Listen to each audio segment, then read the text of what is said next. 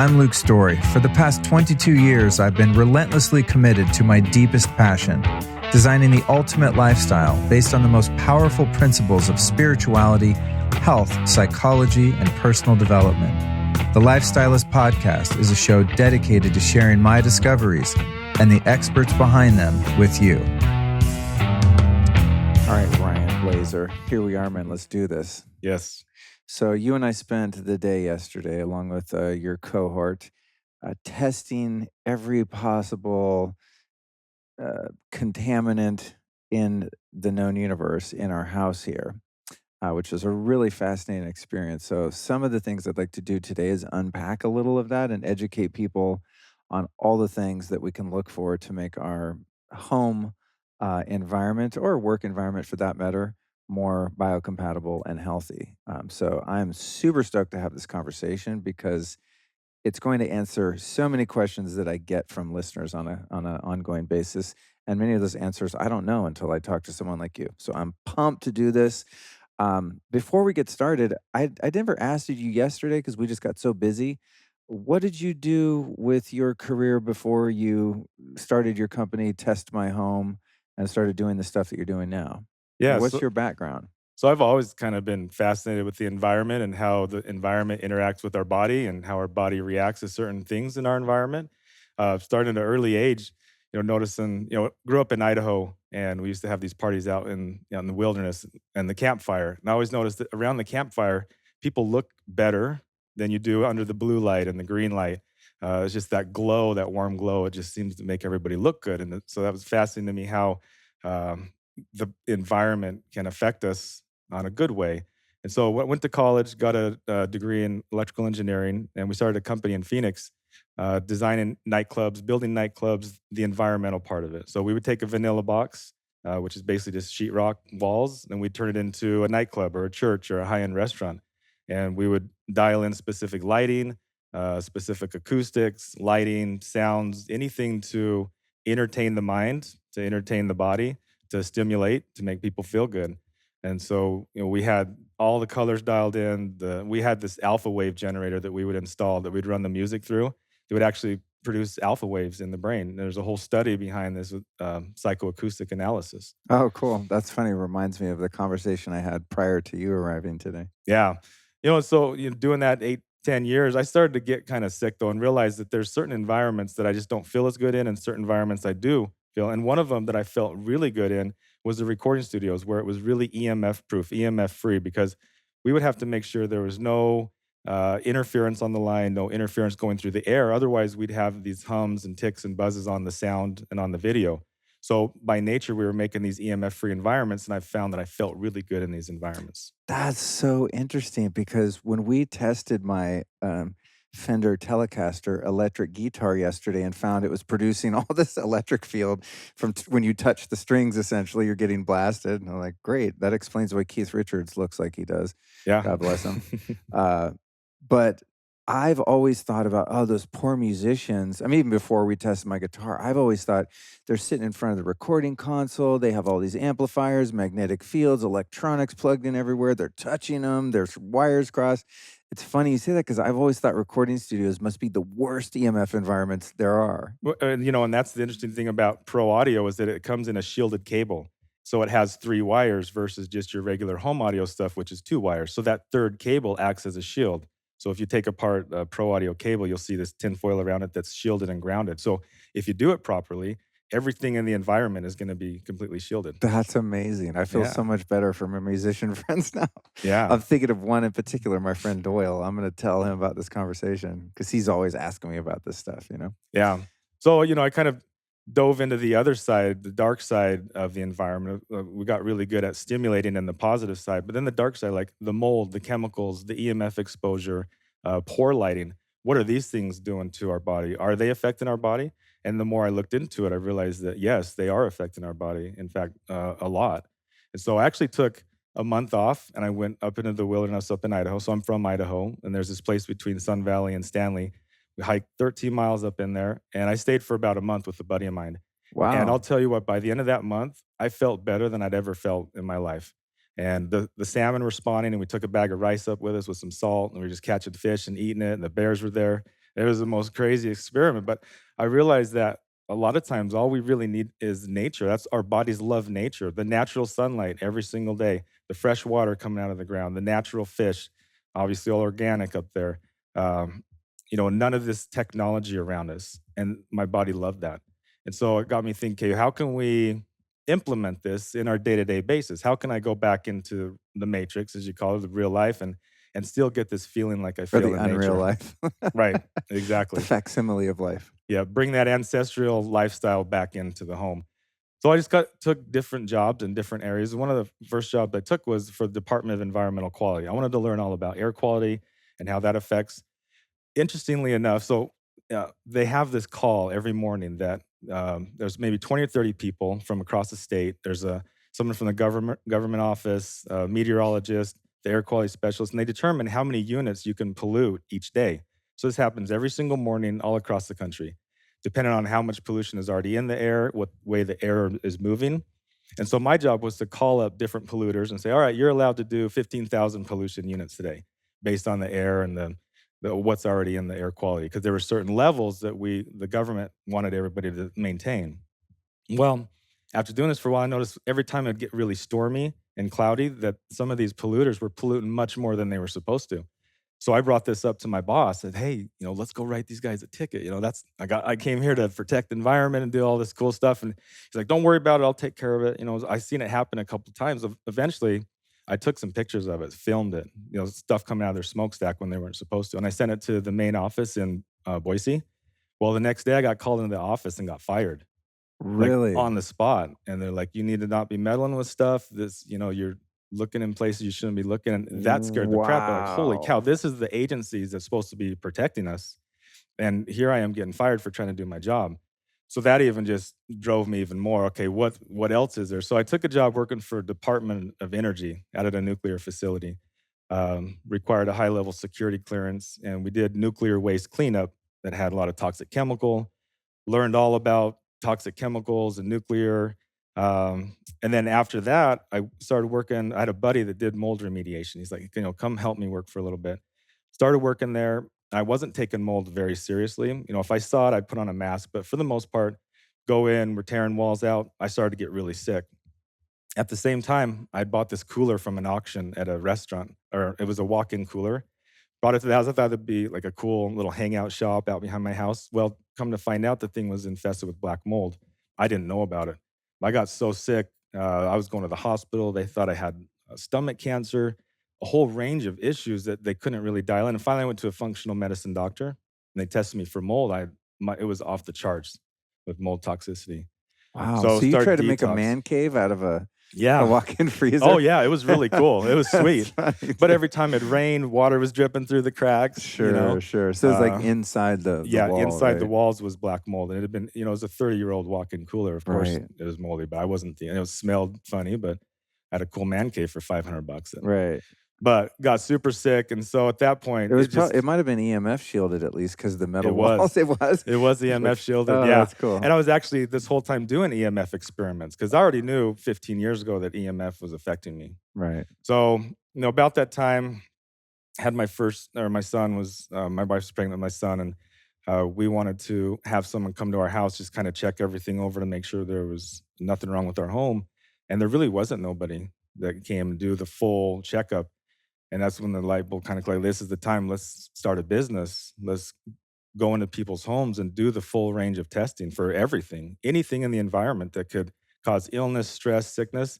Let's go in and dial it in for people and create these perfect environments. Because a lot of times the homes that we live in are not healthy for us and they're actually hurting us. And homes should be the opposite. The home should be our sanctuary. Totally, man. You're Yeah. you're speaking my language, brother. Yep. I look at, kind of a 30,000-foot view of the human species and the pathology that we've devolved into, right? And you said, like, how great you felt just going out and sequestering yourself in the woods for a month. I personally believe that everything psychologically and physically, spiritually, that's wrong with us is because of exactly what you're talking about, that we're Hmm. living in these chemical laden EMF cut off. We're like isolating ourselves from what we are, Hmm. right? It's not like, oh, when I look out that window, oh, there's nature out there. I'm looking at myself. I am that, Yep. right?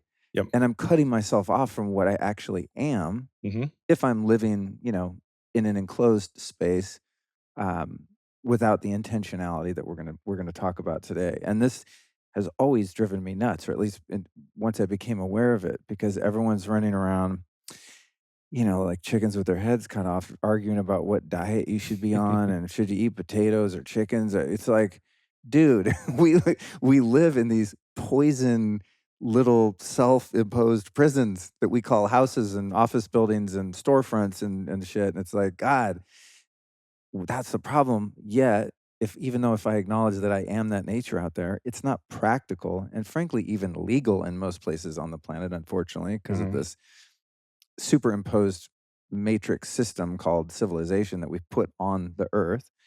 Even if I wanted to go out there and live, I really couldn't. A, Mhm. I don't have the skills to do so. And who's going to allow me to do so, right? How do I get Mhm. out of social security number and taxes and just be Mhm. a wild human? You can't really do it. They won't let you, even if you knew how.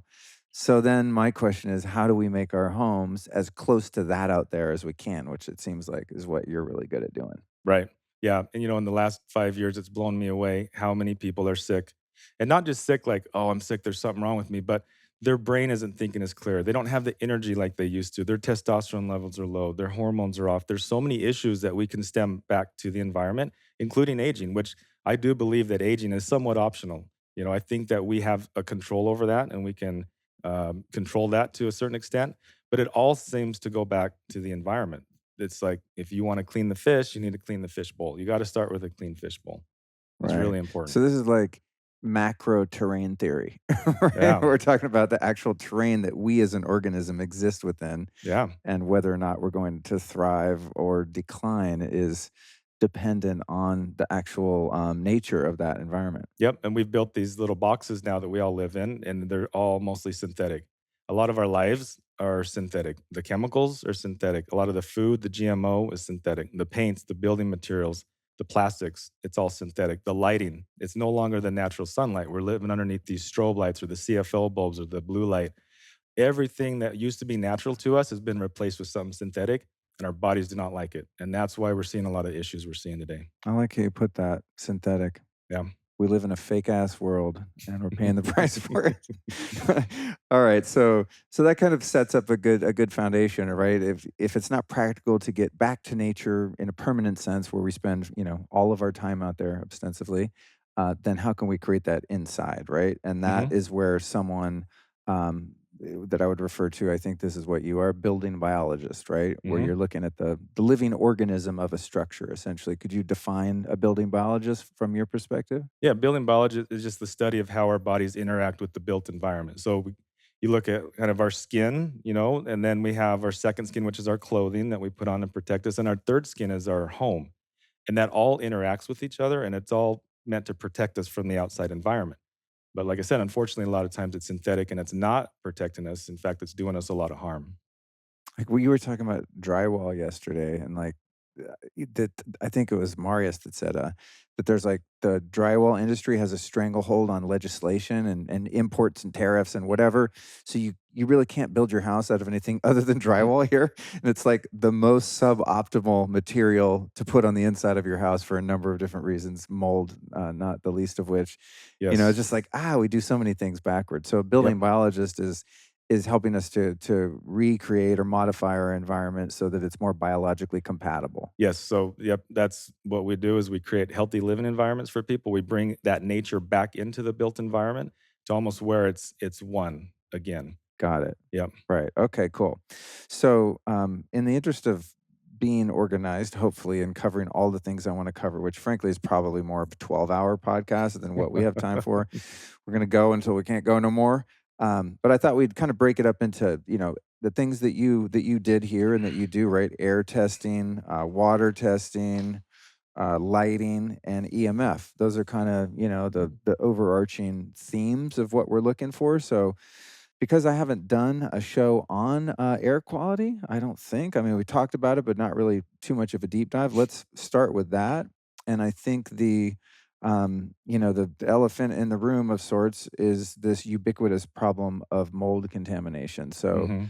maybe you could, in the interest of time, give us kind of a truncated overview of where how you see mold as a problem right now. Why is it something we want to be concerned with? And then, of course, like what can we do about it? Yep. And mold is almost its own category, so it's such a big deal, Totally. but And I it have does done oh, one show. We'll put in the show notes, you guys. Sorry to interrupt. I did one show with Michael Rubino, the mold medic, which you can find in today's show notes at lukestory.com/test my home. That's the show notes for this episode. We'll link to that one. So if people know there is like a 2 hour mold conversation. But anyway, carry on. yeah, and he's really smart too. There's a lot of guys out there that've really dialed in on just mold. It is such a big issue. It's one of the true pandemics of our age. It's drywall has a lot to do with it. It's That's an like actual pandemic. oh, I like that. Yep. Without the L Yes. at the front. Um, the drywall is like cheesecake for mold. It loves that stuff. It's paper, it's ground down food, it's like a smorgasbord. And we have that in these wall cavities. All it takes is a little moisture in there, some mold and a mold spore, and it's going to start growing. We need food, water, and a mold spore for mold. And mold spores are all over in the environment, but when it becomes a problem is when that mold spore lands on a food source and then gets some moisture or some water, then it starts to grow. As it's growing, it's releasing mycotoxins, and the mycotoxin is its defense mechanism. That's how it's kinda claiming its Oh, I territory. thought the mycotoxins was their excrement. So their excrement is the mold VOC, the MVOC. Okay, So when okay. you walk into a house and you smell that musty smell, Uh-huh. that's MVOC. Oh, really? Yep. That's mold That's mold farts. poop, mold Mold farts. farts. Oh Yep. my god, Yep. that's disgusting. I know that smell too. Yep. Sometimes you book a hotel, right? And Mhm. you walk in the room, you're like, "Something's off," and it's took me years to figure out, "Oh, it's mold. That's the mold smell. Get out, run." Yep. That means you have a live active source somewhere. Okay, Okay, if you take the water away, the mold's gonna go dormant. It's still okay, gonna be there. You're still gonna have the mold, the mycelium, the mycotoxin, but it's no longer gonna be eating. It's no longer like it's kind of dormant, like a sleeping bear waiting for water. okay. Okay. Now the mycotoxin, it puts off the mycotoxin to protect its area. There's thousands of different species of mold, all kind of fighting for their own food, their own territory. So that specific species is immune to its own mycotoxin, but all the others, it will kill it off. Now we kind of get caught in the crossfires of that because it can be very toxic for us. In fact, the government has used black mold, Stachybotrys. They've taken the mycotoxin and broken it down and created the nerve gas. So the nerve gases and the biological warfare is actually created from, at least some of them are created from the black mold mycotoxin because it's so harmful. It can actually kill people, pets, small children. It's very, very dangerous. And that's one of the biggest ones that's really making people sick. Of course, there's a whole handful. But the second part to the mold is the mold spores that are getting released when it's active. And that's to go to another area and set up shop over there and start growing. So it can release millions, if not billions, of these mold spores that's traveling through the air. So when we go into a home that's moldy, it's not the actual mold that's growing under your sink that's making you sick, unless you get down on your hands and knees and lick it. And no one's doing that. What's happening is it's these biotoxins that are coming off of the mold that are traveling through the air. They settle in the couch, they settle on the pillow, and we sit down, lay on bed, and then we breathe this stuff in. Okay. And that's where we become affected. So day in and day out, it's this big, huge stressor on our immune system. Our body sees that as a poison. Our liver has to detoxify that, and it can eventually start to build up in the body. Now, there's 25% of the population that's actually allergic to mold, just kind of like there's people that are allergic to gluten or peanuts that it affects on a much, much different level. Those people become really, really sick. But pretty much anybody that's going to be exposed to mycotoxins is going to have some health effects from it. Got it. Um, it's interesting too the way the mold illness works. It seems to often have a relationship with things like Lyme disease, right? You hear Mhm. like these kind of co-diagnoses situations where people have some sort of autoimmune or Lyme, and mold kind of seems to dance with those other partners quite frequently. It's becoming so common. I think that's why I'm just kind of want to shout from the rooftops, like, "Hey, we need to become aware of this Yeah. because it can be so detrimental to health." And one of those things like EMF, as we're going to discuss shortly, because it's invisible, you could be sick for years or even literally die from exposure and have Mhm. no idea that's what it was, right? It's Right. just like lurking behind your wall Yeah. from some old leak that you didn't know about behind your drywall. It's like so annoying, Yeah. Like I was you telling you know? about the Brittany Murphy, um, Right. Tell us that story. That documentary. was a good one. Yeah, we watched that documentary. She passed away in her home, and she was really, really sick, and they thought maybe her husband had done something to her or drug overdose or whatever. But on the autopsy, it was pneumonia and some lung infection. Well, 6 months later, as they're kind of investigating and trying to figure out what actually happened, her husband dies of the same exact thing. And so, they move out. Somebody ends up buying the home. They go in to do some renovation to fix it up. Turns out the whole thing was infested with black mold. So they were in there getting poisoned, and a lot of it's brain fog, fatigue, chronic sickness, illness. I mean, there's a whole range of things because Mhm. what it does, it attacks your body and your immune system. So now your body's like, we got to take care of the mold. We got to get this out of the system.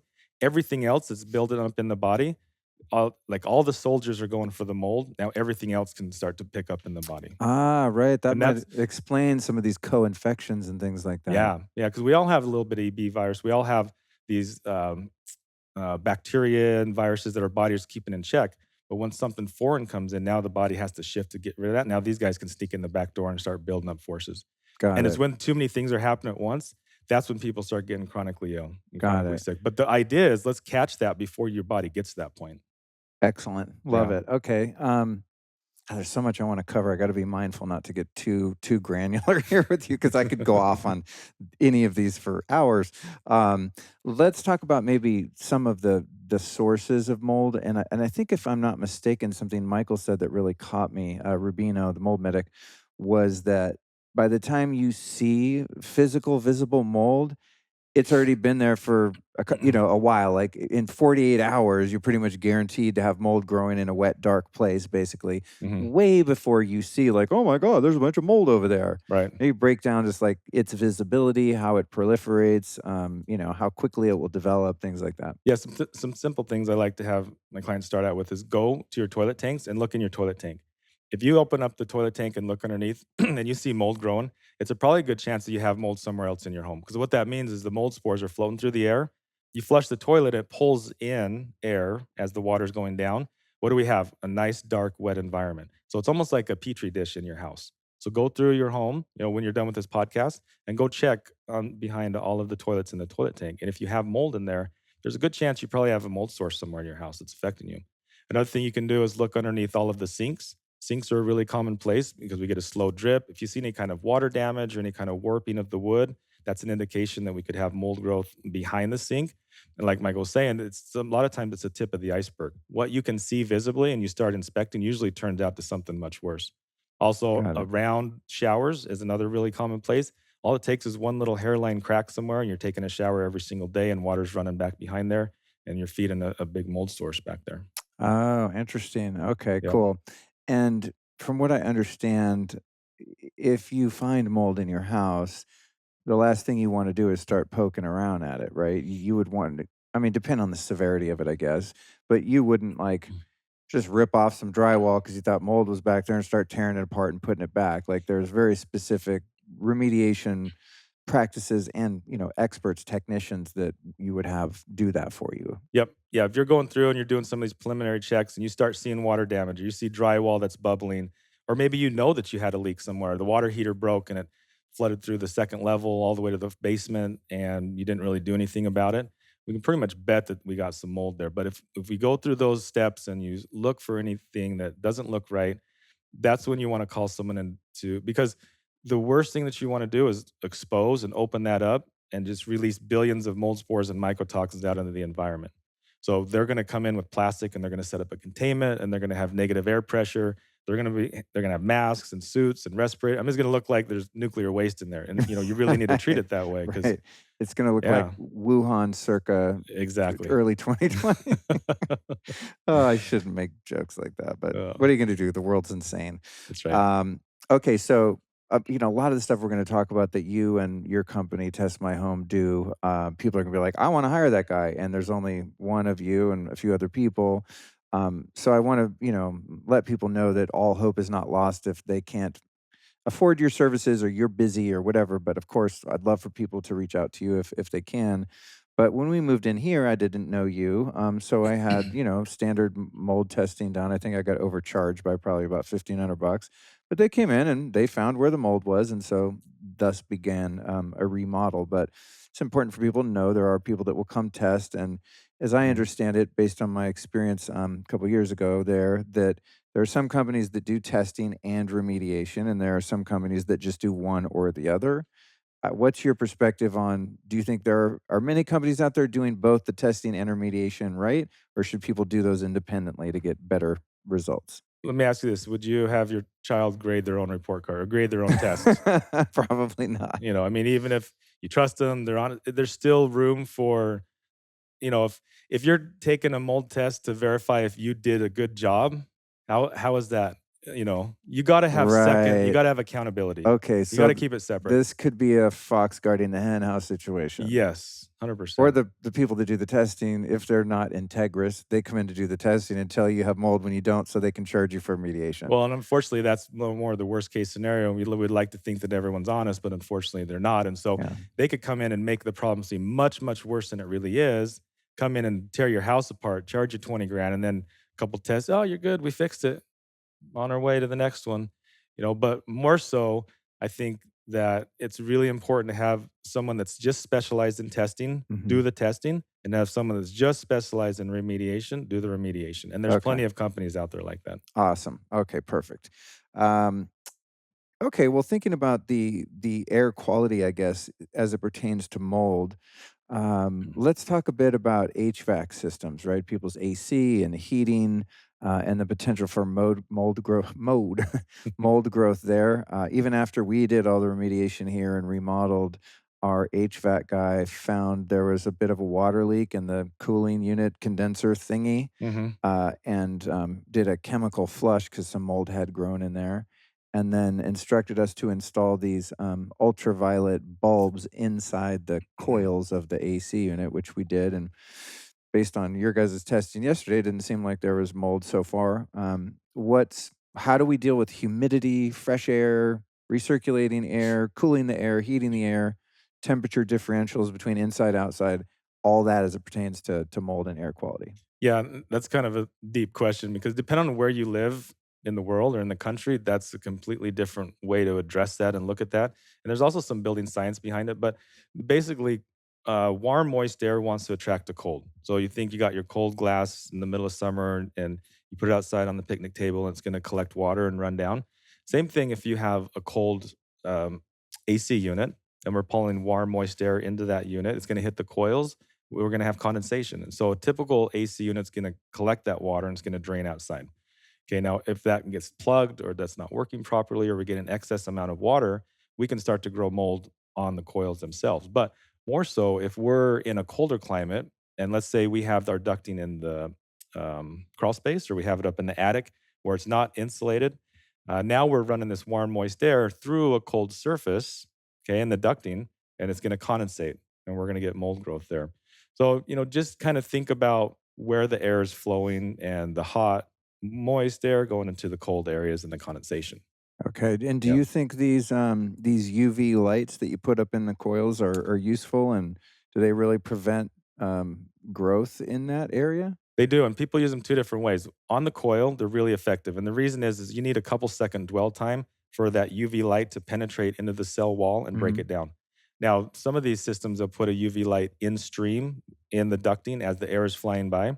That's not enough dwell time to be effective. Got But it. on the coil, I think that's a really good preventative maintenance to keep those Okay. coils nice and mold free. And then what about humidity control, depending again, of course, where you live, all the climates are unique. There's a lot of humidity here that I'm not quite used to yet versus Los Angeles, which is essentially a desert. But you were mentioning something yesterday too about this system that recirculates fresh air in the house and stuff that was compelling. Yes. I don't know if that related to the humidity, but I know some people use dehumidifiers. Some people need humidifiers. So, Mhm. how do we work with the humidity and the quality of air in terms of indoor and outdoor air? Humidity is a little tough one. One of the worst jobs I seen was in Sun Valley up in Idaho. It was really cold. It was a client that they had a vacation. They were from Hawaii and they liked humidity really high and they would come back half the year. Well, they left their humidity on fairly high, 60, 65. When they came back, the whole home looked like moldy cheese Are you serious? because they didn't have it heated. The insulation wasn't enough. So the walls were super cold. And now we're pumping in all this moist, humid air. It's condensating on the walls and windows. And those kind of cases can be really bad. They didn't want the dry air, but you got to think about the airflow. Again, it's that condensation that really causes a lot of issues with mold. And what was that unit you were telling me that draws in fresh air and so you're not just recirculating the same, Yes. oxygen depleted air inside your home, I think was the point with that. Well, and that's another one of the issues I run into a lot with homes is that they don't have fresh air. The only time a lot of these homes are getting fresh air is when you're opening up the doors and windows, going in and outside of your home. You're good. You open up the windows and you get more fresh air. But some people, especially if you're in a cold climate or a hot climate, Mhm. it's really sealed up. And so we're building up CO2, we're building up moisture, we're building up VOCs and off gassing, and so we need a system to flush out the air, to bring fresh air. And so it's called an ERV, or you can do an HRV depending on your climate, but it brings fresh air in from the outside, it filters it, and then it pumps it into your house, typically in like the bedrooms, the living room, the office, the nursery. And then it's going to pull stale air out of the laundry room, the kitchen, the bathrooms, and it's going to mix as it goes out. Not the air itself, but the heat. It's going to go through a heat exchanger, so it's bringing the cold air in, it's fresh, it's filtered, and the warm air is leaving, and it's warming that air up. So when it comes in, it's not pumping cold air. And if you're in the middle of winter time, so it filters it, fresh air in, stale air out, and it's happening in the background all the time. And it's called an ERV, and it's Wow. one of the best investments you can get for your What house. are what are we talking for an average sized house? 5 grand or so, Okay, but one of the best 5 grand you can cool. get. Homes I I'm test that have those are amazing air quality. really? Oh yeah, You mentioned, yeah, I gotta do that now. Just like that's the thing, man. People always warn me about owning a house, like, "Oh, it's a money pit, da da da." And I always felt like paying rent was a money pit because it's like you just never get it back. Now I understand though, because anything cool you hear about, it's like about 5 grand. You know yeah. what I mean? I never spent 5 grand on anything, renting for 50 years. You know what I mean? Ah, geez. Okay, I need another 5 grand someday. So at least sounds like it would be preferred. You mentioned VOCs. Now, I know back in the day when I used to go buy paint at the paint store, I would get no VOC paint, and it was kind of a hmm specialty. Yep. When I recently bought a bunch of paint to paint this house, shout out to Lime Painting of Austin, by the way. Great, great company. One of the few contractors I worked with that were worth a shit. No offense to the others, but for real, it's the truth. Lime painting. When I went and bought the paint here, I was like, oh, it's got to be no VOC. And the guy's like, sir, all of our paint is no VOC now. Do you find that, things like paint and furniture that's, made with chemicals and stuff are a problem with indoor air quality? Yes, absolutely. Especially the wall is the biggest surface we have in our house, so that's really important to make sure that it's non-toxic, and that's kudos for them for only carrying It was no Benjamin VOC. Moore, f just to Yep. give them some love too. Yeah, but there is actually a lot of still really toxic stuff that people put on their walls. Oh, okay. Yep, especially when going to Mexico and some of these other places where they're not thinking about this stuff. That I find people will call me up sometimes. We just moved in this brand new home and we all feel like crap. We get headaches in here, a little brain fog, and I'll go in through in the VOC, the off gassing, which VOC is volatile organic chemicals. So that's Mhm. a chemical that volatilizes in the air easily that we can breathe in. So those are through the roof. It's off gassing from brand new furniture, new carpet. That new carpet smell that you're smelling is typically formaldehydes, glues, binders, things that our bodies really don't appreciate. So all this stuff's building up into this brand new home that's super airtight without any ventilation. Of course, they're not feeling good. So then we have to go through the process. So sometimes we have to repaint the home if they haven't used something that's natural. And when you guys do your testing for the air quality, you're picking all that stuff up too. Like yesterday, you Mhm. guys were testing for VOCs, right? Yeah, and your VOCs tested great. Yeah, you know why? Because I Yeah, buy used rugs. there's a lot to They're all that. recycled, Turkish rugs and things like that. I don't think Yeah. there's anything you asked about the carpet. There we put new carpeting in the main I don't think you can call them a master bedroom anymore, or you're racist, but whatever you call the big bedroom where you sleep, that closet, we did put carpeting, and I was, like, thinking, I thought, "No, I actually requested just wool," whatever it's called, Berber carpet or Uh-huh. something, it's all wool, no chemicals, hopefully. So I'm glad to hear that. But you know what's funny, and I don't know if you've experienced this, as you start to eliminate things like VOCs from your home with cleaning products and crappy furniture that's made with chemicals and such, have you found that you become more chemically sensitive over the years? Because that's been my experience. Like the more I've weeded all that stuff out of my life, now when I'm exposed, it's like really offensive.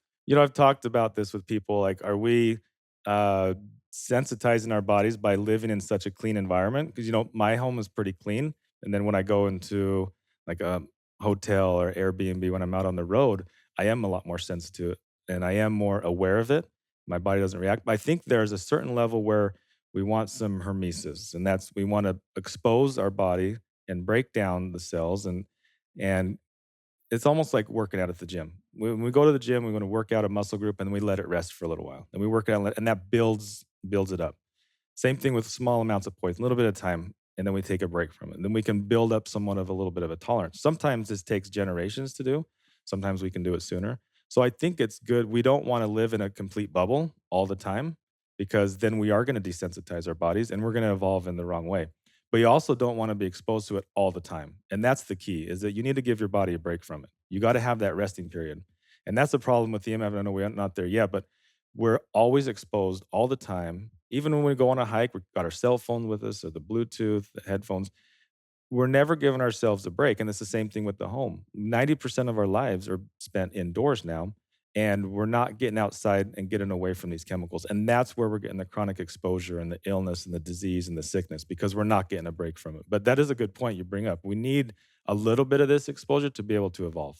Got it, okay, so I need to go well, sometimes what I do is I just go eat some M&Ms, like, you know, like, sometimes I just do super unhealthy shit, maybe for that reason, subconsciously, I know, like, I'm getting too pure here, I gotta, Hmm. like, get some resilience built in, Yeah. but yeah, I have really noticed over the years, I'm super sensitive to chemicals, like, there's one, shampoo or something Allison uses, and maybe it's not totally organic, or it has some fragrance to it, Hmm. and I could really smell it super strong, where your average person probably wouldn't even notice, or it would just be a pleasant flowery smell to them, you know? So Yeah. And no, but I think that, another thing to that too is that we start to learn what it feels like to feel good again. Back when I was at my sickest, I was actually 360 pounds. I was what? very overweight. I Damn, was on bro. 4 different prescriptions, like heartburn, ADHD, anxiety, one other one. But it was crazy. I was sick. I was not healthy. I didn't feel good. I felt like Mhm. crap. And it's completely different now. And so now that I know what it feels like to feel good, that now when I get in an environment that's not healthy, I can feel it. So whether I'm more sensitive or not, I think it's a combination of both. But I think being able to recognize this is not a healthy environment, my body's sending me those signals. Mhm. You set a new baseline. Yeah. Yeah, you set a new baseline for your body. That Yeah. makes perfect sense. Mhm. What do you guys find when you're, looking at chemicals in the air and VOCs and stuff in terms of people's cleaning products and personal care products, shampoos, hairsprays, all this kind of stuff. Do you find that that's as problematic as us health nuts think it is? I mean, is it really that important that you don't use Lysol on your coffee table or something? Absolutely, it is. I had a colleague of mine that a lady called her up and she swore up and down that she had mold. Go through the house, figured out he couldn't find any mold anywhere.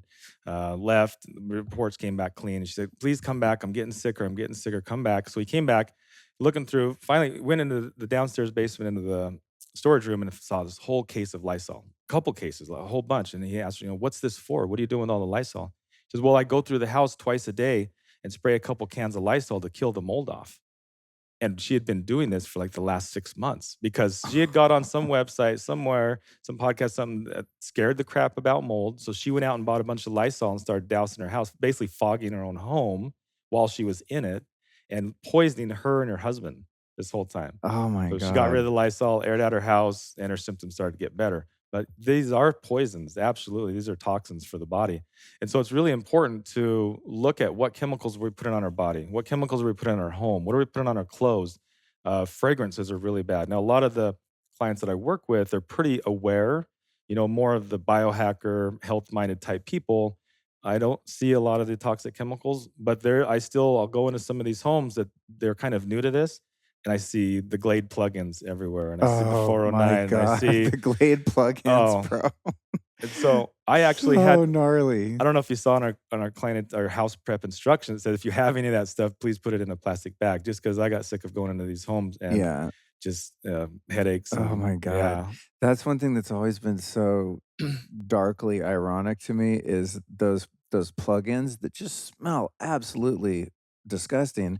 And then also, like, I'm doing quotes here on the video, air fresheners, like, when you get in an Uber, I used to have a joke with a buddy of mine, we're like, we used to go to New York and you get in a cab, well, it was before Ubers, but you get in a cab and they'd have the black ice. The Mhm. black ice air freshener was the worst. We text each other, "Bro, black ice just landed, wrong cab," you know? But that poor guy is, like, sitting there for 12 hours Yeah. a day breathing that thing in, but again, it's that, like, becoming desensitized to it.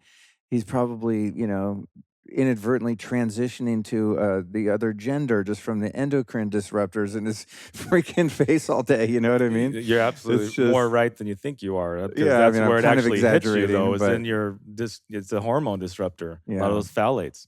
That's where it starts to hit you. So, people I think in America need to feel like they have a certain smell to be clean. I think we were raised, tight and downy sheets, and it smells like spice. And around Christmas time, and we need to have these smells, but we need to learn to get away from that. And actually, clean doesn't have a smell.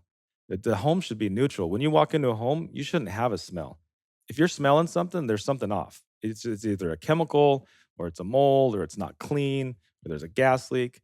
You shouldn't have any smell in a home. It should be neutral. And that's where we need to train our brains that neutral, no smell is the clean smell. Okay, I like that. Yeah, it's not sea breeze or whatever, Right. like Yeah. those things you put in the dryer, the dryer Hmm. sheets. Oh god. Yeah. Sometimes I'll be walking down the street and I'll smell a neighbor's dryer Oh, exhaust yeah. from using those things, and I'm not anywhere near the house. It's like permeating the whole neighborhood. Yeah. It's That just gnarly. the fresh mountain air Glade plugins, that's not fresh mountain air that they went up there and bottled. That's a chemical. That's a Right. toxic chemical that's messing with you. Got it. Okay. So, obviously, one point would be just get anything out of your house, just take one for the team, make a decision, get all that crap out. But what about air purification and filtration? Even if, this house, everything's all good, but still, I want to be cleaning the air. So, I had my air doctor in the bedroom and the Austin air in the living room. Then you brought me this super badass, like commercial industrial grade, which I want to learn more about. Yeah, the And Jasper air. thank Yeah. you, by the way, for that. But what can we do to just maintain clean air even once we've got all this crap out of the house?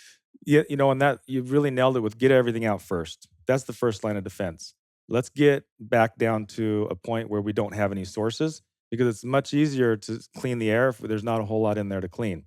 And so EWG is a really good website that you can go on and you can actually scan the barcode of an shampoo or cleaning supply. Also, Think Dirty is an app. Oh yeah, I used to It's a use really that. good one, yeah.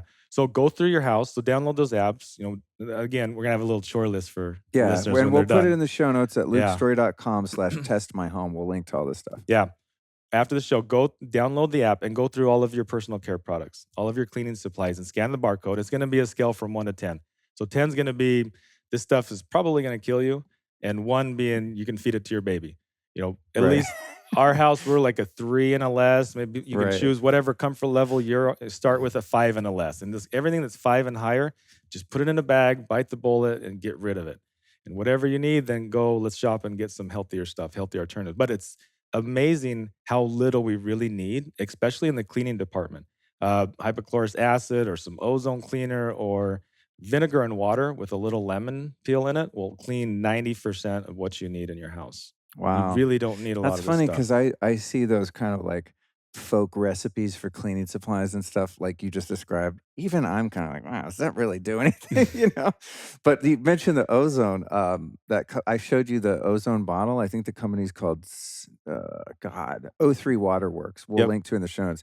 Dude, they sent me this spray bottle that's an ozone generator, like, no more Windex, like, none of that. Whatever Mhm. you clean counters with, like, you literally just have water, you turn it on, it makes ozone, and Mhm. then they really nailed it with the ozone, washing machine thing. Mhm. I got one of those. Yes. No more laundry soap ever, just even if you use natural laundry soap, it just costs a bunch of money.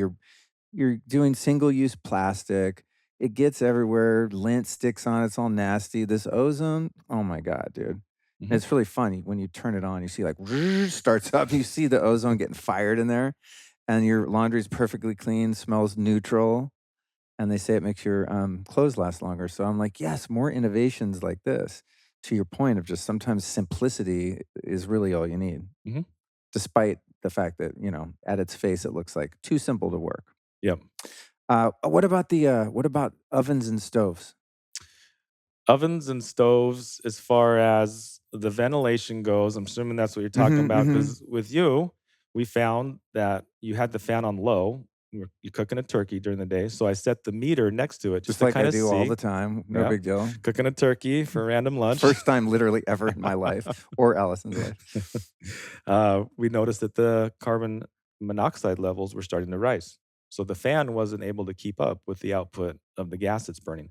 But it's also not just the carbon monoxide. So anytime we're burning any kind of fossil fuel, petroleum, diesel, gasoline, natural gas, we're going to have off gassing coming off of it, but we're also going to be burning off contaminants that are in the gas. So when they mine this gas out of the ground and they process it and turn it into, let's say, propane, they're not filtering it. So with the propane comes a whole range of lead, arsenic, heavy metals, VOC, radon, um, and these get released into the air as soon as we burn them. So now we have these toxic chemicals and heavy metals floating through the air. We're breathing them in along with the carbon monoxide, and it's a big burden on the body. We're accumulating those in our body. This was so eye-opening for me. I literally had no idea that once you ignite a gas like propane, that there's anything other than just inert air there. I had no idea. Yeah. I know, like, if I'm smelling gas, I'm like, "Whoa, whoa, get some ventilation," but I'm like, I figured once it was burned, it's just gone. Yep. So that was huge for me. I'm gonna keep that damn fan on all the time. Yeah. That's a really good takeaway for people. I'm sure when many people cook, like me, they thought the fan I assumed the fan was just so for the smell of the food and, like, the smoke. I That's had what n most people think. Yeah, Yeah. I had no idea. So that's a really good takeaway for people. Yeah. Most important thing, if you're cooking with gas, always have that fan on and make sure that it's actually pulling air out too. Right, And and make so sure it's you on high could enough. test that with a piece of incense or something that Yep. you Or see it getting sucked up in there. candle or put a paper towel over it and make sure it's sucking it up in Oh, there. okay. Yep. What do you think about, the soot from candles? If it's a petroleum-based candle, not good. Okay, We want beeswax candles. okay, Yeah, but they will put particulates in the air, but they're not as harmful. okay, cool. Yeah. What about incense? I've seen people overdo it with incense. It can potentially be a lung irritant, especially if there's fragrance in the incense. We got to look at where's the smell coming from. Where's the fragrance coming? Is it a chemical or is it an essential oil? And typically, it'll say it on the incense. Right. So Yep. if you're burning like a pure copal resin or something like that, probably Yep. less harmful. You're just getting kind of what, an ash particulate or something Yep. You're essentially? just getting a little particulate coming from it, Okay. Okay, a little cool. or inorganic matter. Yeah. So I love me some incense. It's Yeah. like, don't tell me that kills you too. Can I have any fun? All right. Well, I think as far as the air stuff goes, what could people do? Mold is kind of one issue, right? And you have a mold testing company and then a remediation company. We're going to keep those separate for, to be smart about it. Are there also companies other than you that'll come out and just test the air quality in general apart from the mold? Typically, you can get water test kits off of our site. Yeah. There's mold test kits you can order or mold investigators that will come out, and there's a whole range of people. Air quality, there's air quality companies that will come out specifically just for air, but a lot of times you can get a lot of information off a website called Breezometer. It's online and it tells you the air quality of what's going on outside your house. If you Okay. have fire smoke or if you have pollution in your area, it'll tell you that. Because a lot of our indoor air, well, all of our indoor air is made up of outdoor air. That's where it comes from. We pull it from the outdoor and we breathe it in. People like to typically think the outside air is a lot worse than inside. It's actually opposite. The air inside of our house is worse than outside because we're bringing that air in, and what are we doing? We're adding to it.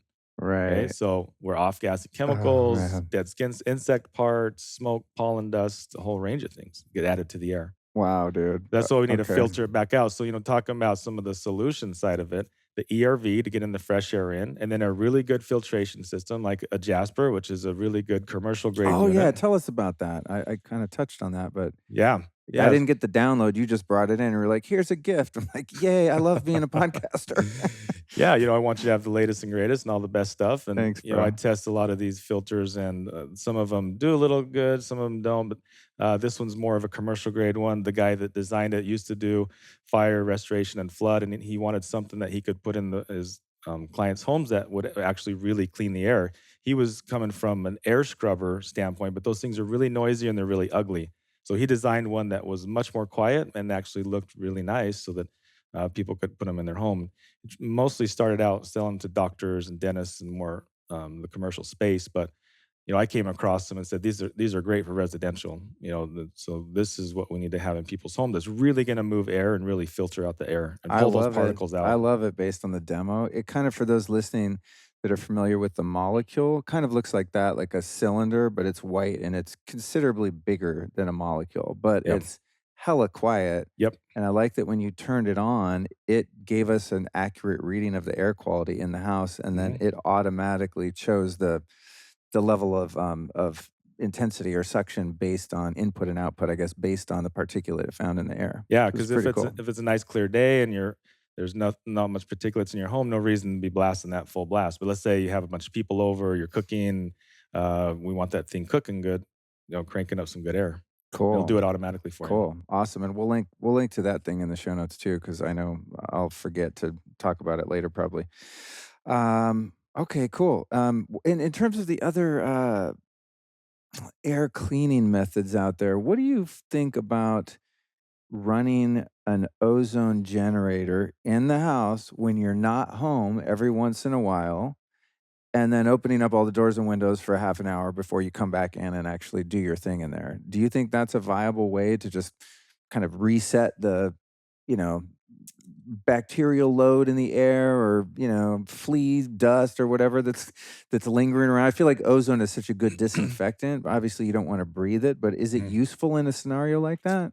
That's a really good question. That again is more of a deep question. I'll try to answer it the best I can quickly without going too deep. But Okay. ozone is an oxidizer. What that means is it takes the extra oxygen molecule and it goes into the new molecule that something's it's interacting with. So let's take bacteria, for example. That extra oxygen molecule will denature the cell wall and basically kill off that bacteria. Now, the bacteria will still be there, but it's no longer going to be alive. It's no longer going to be active. It does the same thing with viruses. It does the same thing with mold. It can interact with chemicals. The problem with ozone and some chemicals is that depending on what chemical it is, it could have an unintended consequence of the reaction that it makes. Because it doesn't just make things disappear, poof, like magic. There's a physical chemical interaction that happens, and sometimes it can change it from a chemical into something that's also harmful as well.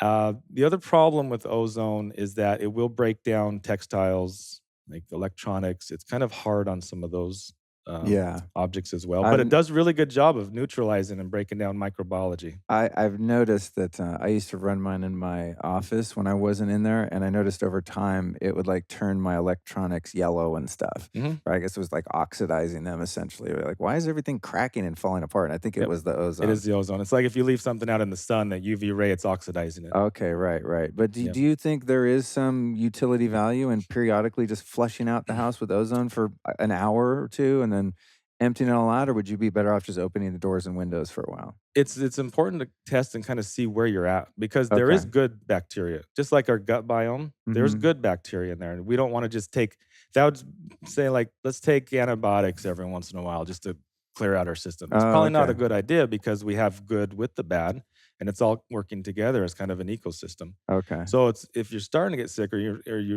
I think it's good just to do a yearly checkup on your home anyway, just like you would go into the doctor and do a checkup on your body. Mhm. And in that checkup, we're going to look at and we're going to analyze what's the bacterial load, what's the actinomyces load, and what's the mold load. And if we start to see that these things are elevated, then we can come in with more of a treatment protocol. Now, there Got it. is other chemicals. There's also a company we work with called Superstratum, which has a chlorine dioxide gas that you can spray in there and it gas fogs everything. It's does the same thing as ozone, but it's not harmful to the electronics and the plastics and the Oh, textiles. interesting. But that's something where it's got to be really planned and intentional, where Uh-huh. we're taking pets, plants, and people out of the environment for 24 hours. We're coming in, we're sealing up vents, we're fogging, gassing the heck out of it, and we're basically starting over with a clean slate. So the W only time we want to do that really is if there's a problem. Got it. Would that be applicable in a mold infestation scenario or It just in other, VOCs and things like that? it's one step of the bigger process. Oh, okay. Yeah. I think that's another thing I wanted to actually touch on was it was around the mold. Man, actually, it slips my mind at the moment. It was around something like well, one idea that I had at one point when I thought I might have had mold up in the HVAC is I thought I'll just put my ozone generator up there and just run it for a day just in the attic. would that potentially piss off the mold rather than getting rid of it, for example? You might piss off the mold at the beginning. It's mold is pretty smart. It's kind of amazing how smart mold can be. It knows when it's starting to get under attack, and it will release more mycotoxins and mold spores as a last ditch effort. So we always recommend coming in and doing the physical removal first. So if we can HEPA if we can wipe down, or if it's on drywall, we can cut it out. If you got moldy carpet, let's remove.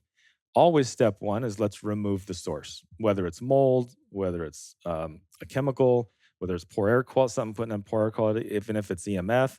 Let's always remove the source first, and then let's come in and let's clean up the contaminants Got that it. are left Okay. over. Okay, cool. I know what I was gonna ask you.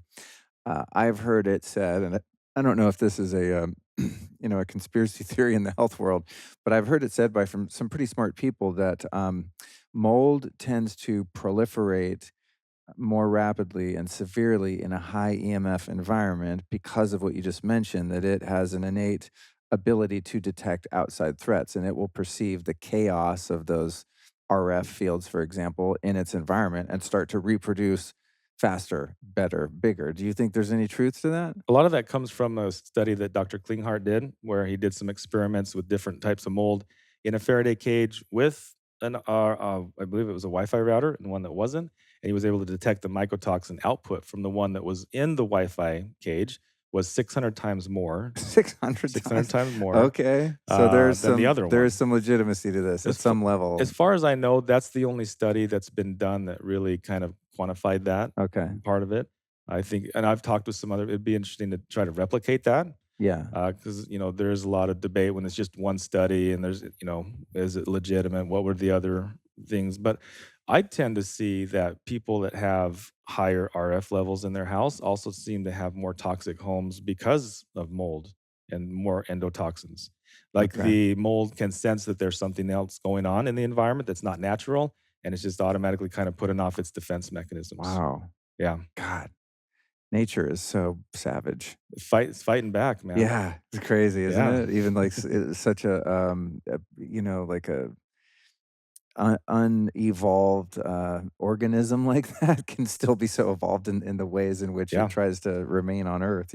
absolutely. Let's talk. I've done, God, I've probably done more shows on water than I have EMF, but just in terms of giving people a strategy and some resources and how to deal with their water. I think by now anyone listening to this podcast knows that you're 99% water on a molecular basis, so I think it's really important that we're mindful about the water we drink, Mhm. cook, feed our pets, plants, bathe in, all that, right? So we know it's super important. Now we didn't do anything with the water here because I got a test off your website, sent it in, and I got the lab report of that. And as I guess, the water where I live in Texas is total garbage. So I drink my spring water, and then we have this Aqua True where we filter the water for cooking and drinking sometimes and giving to the pets. So I have like a temporary kind of point of use system here. So we didn't test my water, but if you had come into this house cold, how would you have dealt with the whole water issue? Yeah, test. I mean, all the way around the board. And that's something you don't really need have me come in to do. Like you ordered it right off our website, came to you, you filled up the vial, sent it in. That's really the only way. We just got to test because people always call, well, what filter should I use? What should I do with my? Well, you need to test because there's lots of different filters for lots of different contaminants. In some cases, it's not very bad and you don't really need much filtration. I remember one I did where this lady was filtering it. Then she would put it in these glass jars and she would set it out to air out, and she had this whole process that she went through, and we ended up testing her water, and her water actually was fine. She didn't need to do any of that. Really? Well, that's funny you mentioned that because I have been to a few mountain towns in my life that just subsist on natural spring water, and it's not treated or touched in any way by humans, and it just comes right in. Like there's a town it might even be the town of Shasta, if not the town next door. You just turn on the tap, and it's like the most pristine, beautiful spring water ever. But you might not know that, and like you put in an RO system, and your water's fine. So testing and anyone like me can just go on your site and get this test. If someone then gets certain test results, how are they going to determine which filtration system is appropriate for them? That's something we're working on, more of a solution based to where you can come to us and we're gonna have exactly what you need. But what I recommend now is finding finding a good water filtration company in your area, and you can take the test to them. and I say a good one that knows what they're doing, you can show them the test. These are the contaminants we have in. Design me a system that's gonna deal with these. Oh, really? Yep. And that's really the best way to go. There's a couple companies we talked about. There's some high end stuff that definitely is pretty cool. There's some more mid range stuff. But one people need to realize is that we can absorb just as much of these minerals by taking a 15 to 20-minute hot shower or soaking in the bath as we do from drinking it throughout the day. Because our skin is pretty porous. That water and those minerals are going to soak into our body through our Are skin, you talking about toxins or minerals? toxins and Oh, minerals. okay. Yeah, anything, I should say contaminants is a better Right. word. So anything in the water that we don't want in our body Mhm. can enter through the skin, but it can also enter when we're taking a nice hot shower and it's getting nice and steamy and we're breathing that stuff in. So people think, oh, I just got an RO system under my sink. I'm good. We need to think about what you're bathing in as well. Got it. Yeah, Yeah, don't I forget about mean, that. I've used the shower filters for years. There's a few that I like. There, people know those that know they're on my website, and we have one here because we don't have a whole house filter yet. And then you have like these little bath balls if you want to take a bath. You kind of hang it over the spout. It's like 2 inches of filter material. Probably better than not doing it, but I've always had a sense that the amount of bathing that we humans tend to do is very problematic, Hmm. in the water for the reasons you just described. So, Yeah. I always recommend go whole house, not just point of use. Now that Yes. financially, this can get really challenging for people, and I get it. It's the same for me. I want a system right now from Ofora. I think it's the best company I've Hmm. found, but it's many thousands of A dollars. lot. Like Yeah. you could buy a used car or their system. God bless them, but I mean, I think it's worth it. All the years I've been into this, I went to their factory in Santa Barbara. I don't know, it's very, very impressive to say the least. But not everyone has that, or even if they did, would they spend it? You mentioned this company you like yesterday, Radiant Life. Hmm. What's been your experience of their systems, and how do they work? Yeah, they do a pretty good job of reducing the contaminants. It's kind of like air filters. We're basically moving the water, the air through a filter. The contaminants are getting caught, and the good stuff's coming out the other side. That's really what a lot of this stuff is, and it's just different combinations of media. Sometimes it's charcoal, sometimes it's paper, sometimes it's twine or some fabric. Whatever that is, we're catching these particles, and the good stuff is coming through. So it's just all different combinations of them. But Radiant Life makes a really good one. We use Kinetico at our house. It's a really good one as well. There's a lot of different good ones. And do you think that what you described earlier, wherein someone could find a good local water treatment company, give them their test results, and have them build a custom system, do you think that companies like you just mentioned would be willing and able to do that as well, rather than just buying something off the shelf that might not match the particulars of your water chemistry? Yeah, the best is really just find the specialist in your area that Okay. that does water filtration. Like that's their gig. Okay. And then you take your test to them and say, "This is what I have in my water. Design, set me up with what you got." And usually it's maybe 4 or 5 different combinations of different filters that they're going to put in for you. And maybe this specific one is for VOCs, and this specific one is going to get lead, and this one's going to get arsenic out of your water. So different filters for different contaminants. Okay, cool. That's a Yeah, great suggestion. I didn't even know that was a possibility, and it's a yeah. question I get a lot. So that's good to know. Maybe that's what I should do because I've been hemming and hawing about like, I can't afford the one I want, and so I don't do anything. Maybe Yeah, that would be good since I already have your test. yeah. And what about last thing on water? What about like water softeners and hard water and all this stuff? Why is that part of the conversation, or is it? 2 things. One, preference. Some people prefer soft water. It feels better on their skin when they're washing. It feels softer when they're using. That's why they call it soft water. Other reason is it's a lot soft water is a lot easier on your pipes. You don't get that corrosive, that buildup. So people that have really hard water, they're gonna see the calcium ring in the toilet and the calcium ring around the sink and their shower when it starts spraying funny, you got calcium buildup. That's from hard water deposits. So Ah, it's okay. two-part. It's the preference and also to protect your equipment. Okay, cool. Do you think if you built a system of water filtration in the home and you put your water softener, provided you have hard water like we do, very much so here in Texas, you would want, I assume, to strip the minerals out of that water and make the water soft and then run it through your filtration system to preserve the life of the filter medium? Correct. Yep. Exactly. So, Okay. we have water softener, and then it goes through our filters, and then it goes through the rest of our house. Cool, Right. cool. Okay. Yep. Let's get into lighting. Now, you guys, again, kind of like with the water, when I asked you yesterday, I was like, what's up with my lighting? You're like, dude, you already did everything right, but I don't need to test it. But for people that are, unfamiliar, let's talk about light temperature and then flicker. Maybe, best to worst in terms of what you find out there and how you deal with it. Sure. And so going back to ancestral, we've evolved on this planet underneath the sun. And then when the sun goes down, up until 100 years ago, it was candlelight, it was firelight, it was that warm red, sometimes into the orange spectrum, and really dim. Let's say in the middle of the day with the sun, it's full spectrum light. We're getting the blues, the red, the ultraviolet, everything, but it's not flickering. It's consistent. It's a consistent glow. Now, where we get into trouble with the home now is a lot of our energy efficient lighting is flickering, and it does that to save energy. So it's on 20% of the time, then it's off 80, on 20. And this vibration, our eyes, it looks like it's consistent, but it's really vibrating and it's called flicker rate. And our brain doesn't like that. And in fact, some people it can induce seizures and headaches. Some people, when they start getting sick, that's one thing they notice. Like, I don't like the bright lights in the room. A lot of times, it's the flicker rate that's really causing that effect. So, we talk about the color. We want to mimic the color of the sun. So when it's in the middle of the day, we want the full spectrum lighting. That's fine. That's triggering our body to suppress melatonin and to be awake and be energetic.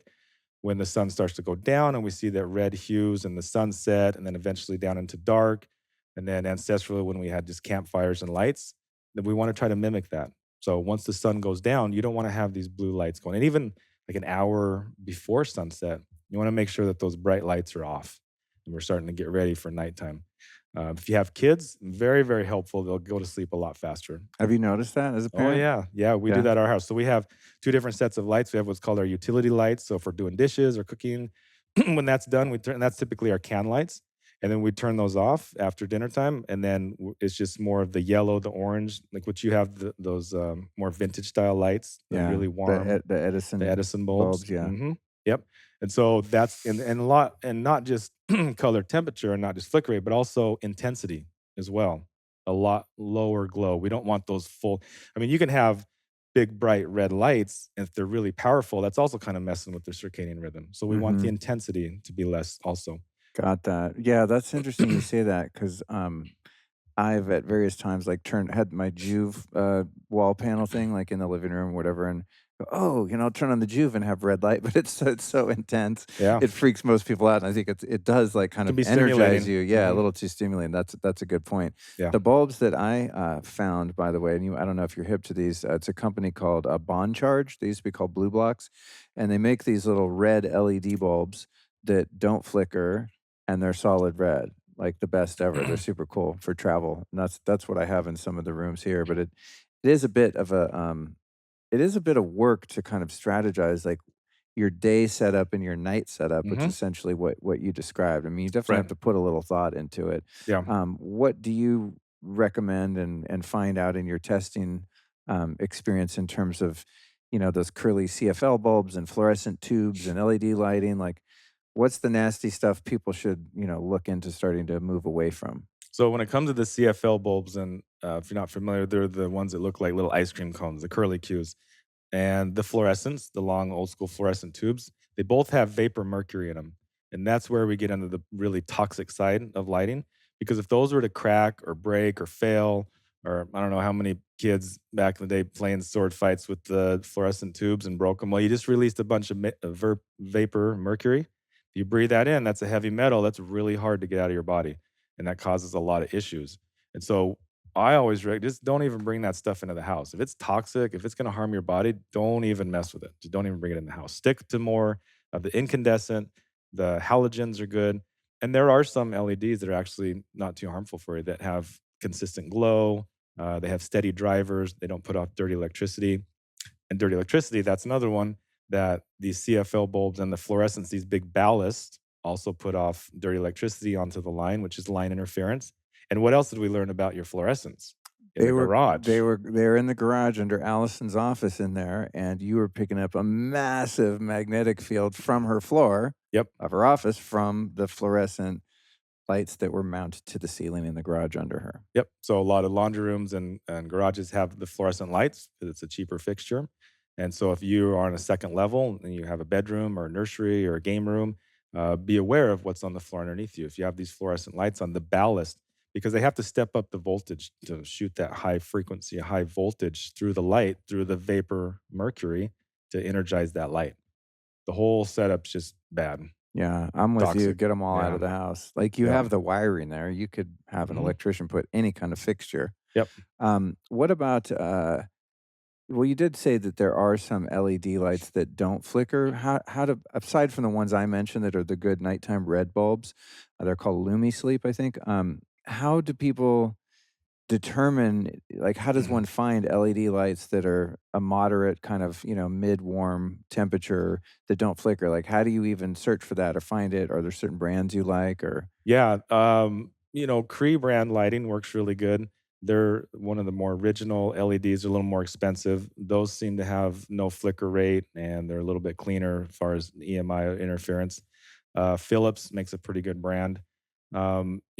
Brian Hoyer, he puts out a lighting guide actually Right, that right. I share with my clients as well. That Man, I don't wanna promise this, but he sent that to me. I'm gonna set the intention to put the lighting guide in the show Yeah. notes. Yeah, 'Cause this it is was really really cool helpful. because he Yeah. even points out, like, Yep. if you're stuck with certain fixtures, he gave solutions, like, if you have to put a tube light in there, here's the Yep. best one and stuff like that. Yeah, so he's took the time, and it's really cool. He's made it really user friendly, and I share that with my clients as well, and so, Awesome. um Okay, cool.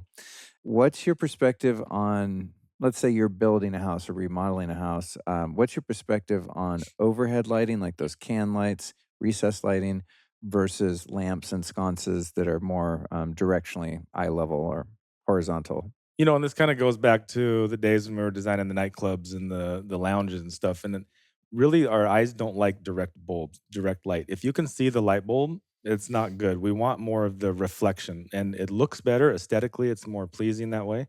But, as far as from the health standpoint, it really has to do with the flicker rate, the color, the intensity, but more like architectural wise, the the what's the best glow of the room. We don't want to see the direct light. So the can lights coming down, that's we use those more for the utility lighting, and then we use more of the sconces and the lamps as more of our mood lighting. So it's more intentional. So if we're cleaning the house, whatever, the utility lights are on. If we're all hanging around, party or relaxing, getting ready for bed, we have the mood lighting on, and it's set that way. It's a lot dimmer. It's more of the red and the yellows and the oranges. Awesome, I love it. Yep. Agreed 100%. One guy that I interviewed who's a lighting genius, I'm not overstating that, Dr. Alexander Wunsch, who's, I think, a German guy.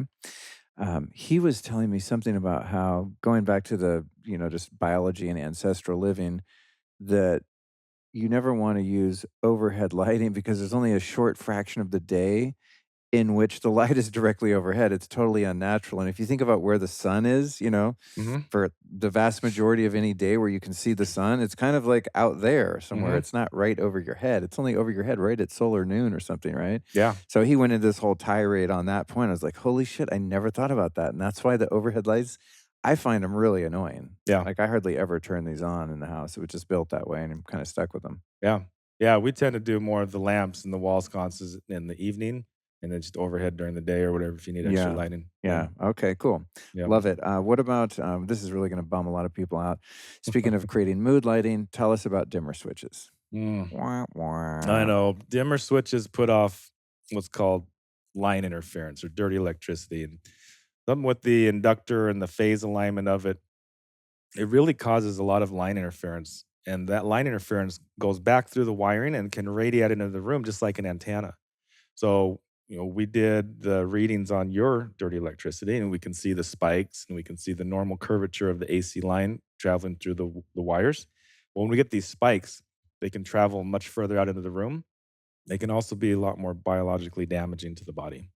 And so we want to try to minimize that dirty electricity as much as possible. And unfortunately, dimmers create a lot of line interference. Has anyone made a dimmer that doesn't do that yet? As far as I'm aware of, not really a good one. I think it's better just to have 2 different sets of lights. Right, Yep, right. you got your mood Okay. light and your utility light, and then you don't have to worry as much. Right. Yep. Okay, we're gonna sell a lot of lamps on this show. Yeah, I mean, that's really the answer, right? yeah. Because you don't wanna carve up your walls and put sconces everywhere, and, like, I was lucky when we remodeled here, all the bedrooms, even though they're can lights, I installed an extra switch. So Mhm. there's like a bright white daytime set and a red set for night. So in Yeah, all the bedrooms, you have 2 light switches, and that was yeah. useful, but it cost me a lot of extra money to have those, the little can lights put in and the electricity and all that. I'm like, "Dude, I think the easy fix for people is, like, just go get some cool lamps and Yes. strategically place them around your spot so at least at night you can have appropriate calming, more natural lighting." Yeah, and have fun with it, make it more artistic and then set the mood, set the intention for the room. Yep, okay, cool. Alright. Now on to the one we'll get this done in probably 5 minutes, EMF. Like, I saved the big one for last, but, luckily to our credit, I have done a lot of content on this topic, so people will know a lot, but you turned me on to some interesting ideas yesterday that I was not familiar with, and I study up a lot on this. Let's start out with demystifying, 5G, and so a couple Yes. parts to that if you can track me, if not, I think I can repeat it, but the first issue being there's 2 types of 5G networks out there, right? So Mhm. we'll talk about that. Then I was asking you about whether my phone is set to pick up 5G or if I just leave it on LTE because I have that option in the settings, and your answer was interesting and useful. And then thirdly, we need to explain to people, I think, the difference between the 5G cellular networks and the 2.4 or the 5G on your router, which is a totally different thing. So let's start with, I guess, the different networks of cell towers and cell service. Yeah, so the networks, different AT&T and T and Verizon, they all own frequency bandwidths. They've owned those from the beginning. There's only so many frequency bandwidths available. The government owns a huge chunk, cell companies own a huge chunk, a whole different range of people own different frequencies. So when 1G came out, they still was the same frequencies as 1G and 2G and 3. They just made it more compact as far as the signal goes and able to send more data. It's kind of like we got the freeway, and the freeway has the speed limit. We have the older cars, then you got the newer cars, the newer they can go faster and they can haul more people. Uh, when we get up into 5G, and this is where 5G made it a little bit different than the rest of them, is that they were starting to run out of frequency bandwidths. So they purchased a group of frequencies from the government up in the 24 gigahertz range, around that range, and it's a lot of smaller frequency. It's a lot higher frequency, which makes it a smaller bandwidth frequency, and it can carry more data on it because it has more frequencies per second. But the problem is that it doesn't penetrate as easily as the lower bandwidth frequencies. So homes, trees, even heavy, thick leather jacket can block a lot of this higher bandwidth stuff. And in fact, it's the same frequency. If you walk into a supermarket and the motion detector shoots down at you, tells to open up the door, that's in the same similar frequency range as the 5G. Oh, no way. Same thing with radar detectors and radar for police. So the Ka band, when they're shooting their radar gun at you, that's really similar frequency. And the reason is because it will bounce back, it doesn't penetrate. So there's a little misconception, and one of the misconceptions is, well, this is all military weaponry stuff. And yes, it came from the government, and yes, they can weaponize this at high enough levels. Anything at high enough level can be lethal, very harmful, but they still have to go within the guidelines of the FCC, which they can't go over 10 million microwatts per meter squared because they know past that level that we're essentially cooking from the inside out. It's heating up the body. They can measure thermal effects. And so that's where they set these speed limits, so to speak. So all these devices out there have to stay within that limit. Okay. Now, where 5G starts to become a little bit more dangerous is because now that we can't have one big tower up on the hill that's broadcasting to everybody because it doesn't go through the trees, it doesn't go through the walls very easily. Now we have to have them on every other light post going up and down the street. So it's a lot more localized, it's a lot more condensed, and we can't really get out of the signal, so to speak. Now, you asked if I change on my phone the settings so that I no longer can receive 5G. I'm only communicating with 4G. Does that lower my exposure? The answer is no, because we're always getting blasted from this stuff. It's like if we're in the shower, we're getting wet. Whether I open my mouth to take a drink or not, I'm still getting rained on from these signals. Okay, so making because I posted a story, at one point on Instagram. You guys can follow me there, @LukeStory, by the way. No, seriously, do it. Uh I made a video of, like, how to turn off the 5G on your phone, and I was so excited to share it, and now it's Yeah. meaningless. Because I mean, I thought kind of like, well, does it really matter if my phone's talking to a 5G tower? Because like what you said, I'm still in it. But I thought, I don't know, maybe my phone's talking back to the tower in 5G language that's worse than the LTE or something. So easier for everyone and probably better reception, frankly. When mine had the 5G turned off, it didn't work as well in some Mhm. areas. Yeah. And so we're always getting exposed from all these frequencies all around. When we go outside, we're in the soup, especially in the city and town. You get more in the rural areas, it's a little bit less. But these frequencies are traveling through the air all the time from AM, from FM, from satellites, from the police, from airplanes, Bluetooth, Wi Fi, cell phones. It's all this big soup that's going through the air All all right, the now time. back to the yes, it is. Sadly, we're going to fix it though today. We're going to solve all the problems. Back to the 5G though, and this is another part of it that's a bit nuanced, and I think I was confused about. Many people still are. Okay, you got the small cell, those little like tubes that you said are every block in a downtown area, right? And Right. those are these high frequency gigahertz, like Hmm. super high frequencies, but don't penetrate. There's like that classification of 5G, which is what I think most people are afraid of Yep. because it's closest to the military, energy weapons, and all that. Yes. But then you have this other 5G rollout that just goes on the existing long range towers, Yes. sitting right on top or amongst the other little individual transmitters that are the 3G and the 4G ones. So they just like stacked it on.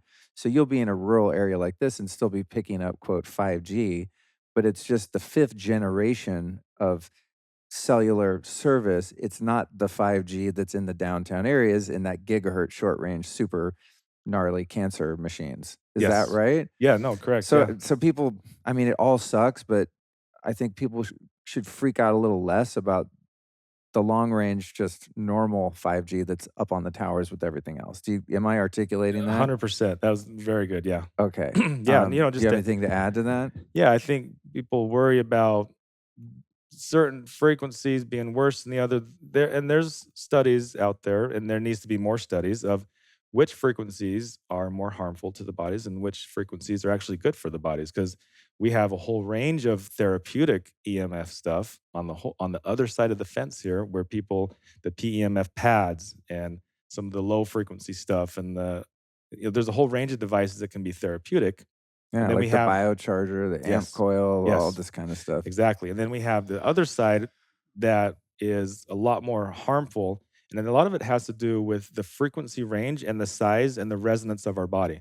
So 2.4 gigahertz is what microwaves use to heat food because it resonates perfectly with the water molecule, okay? It's the most dangerous to the water and it vibrates it violently, and that's why it heats up our food. This is why I don't have Wi-Fi in our house. Right. Well, 2.4 gigahertz is in the microwave. It's also in Bluetooth. It's also in Wi Fi. And the reason is because it's open source. So, government 50 years ago said 2.4, 2.5 around this range is going to be open source. Nobody owns it. It's free game. And that's why all the Bluetooth, Wi Fi, all these people are used because you don't need a license to use it. You don't need to own That's those. interesting. But what's crazy, I don't want to get conspiracy No, theory on this, please do. but it's I've had also David Icke on the show. Like we can we can go as far out as you want to. those frequencies are the most dangerous to the human bodies because guess what our body's made up mostly of? Water, right? Bingo. Bingo. So that's kind of the scary part is they made that specific band of frequencies open source. It also happens to be the most dangerous biologically to us because we're water and it violently vibrates water molecules. Oh my god, dude. Can you explain to people why the 5G option on some routers for Wi-Fi routers is not the same 5G as what we were talking about prior? Yes. So when on the router, they're actually talking about the frequency. So 5 gigahertz. So when you have the 5G up and it's 5 gigahertz, and then you have 2.4 gigahertz. That's a frequency. So it's the specific frequency that they're talking about. Okay, perfect. Because Yeah. I think a lot of people like me are confused about that. Would you say, in your opinion, that the 2.4, if you have an option and you have to have Wi-Fi on in your house because it's useful and you depend on it, et cetera, would it be better to use the 5G Wi-Fi signal, the 5 gigahertz, or the 2.4 gigahertz? Like, if you had to have it on in your house, which one would you If pick? all other conditions were equal, I would choose 5G because it's further away from that 2.4 gigahertz range. Okay. And it's also less penetrating. So the Oh, okay. higher the frequency, the less penetrating. Think AM radio stations. travel through the mountains. You could be way out in the middle of the desert. You're picking up AM radio stations because the frequency wavelength of an AM radio station signal is like quarter mile. It's huge. Now, the frequency wavelength of millimeter bandwidth is actually a millimeter. So they call it millimeter wavelength because it's actually a millimeter size. So that wavelength will determine how much it's going to penetrate and how much it's going to go around buildings and walls and through leaves and through our skin. Got it. Okay, cool. Yeah, Yeah. that's dope. Thank you for eliminating that. I think there was something I wanted to ask you in the 2.4 thingy thing. Nope, I lost it. Uh, but on the millimeter wave topic, we were talking about airports and TSA yesterday. Yes. My arch nemesis worldwide. Well, I guess they're only in the States, but my arch nemesis in terms of travel, dealing with that organization. I've always sensed that those millimeter scanner things that spin around you and you hold your arms up like this, I've always sensed that I don't want millimeter waves firing at me. It feels like a military weapon. I've never trusted them. I don't care what the guy says. I'm not walking through it. So I always, whenever possible, go through the metal detector, the old school, like when you're going to court, metal detector, Hmm. or a violent band that you're going to see at a concert, wherever they make you walk through metal detector.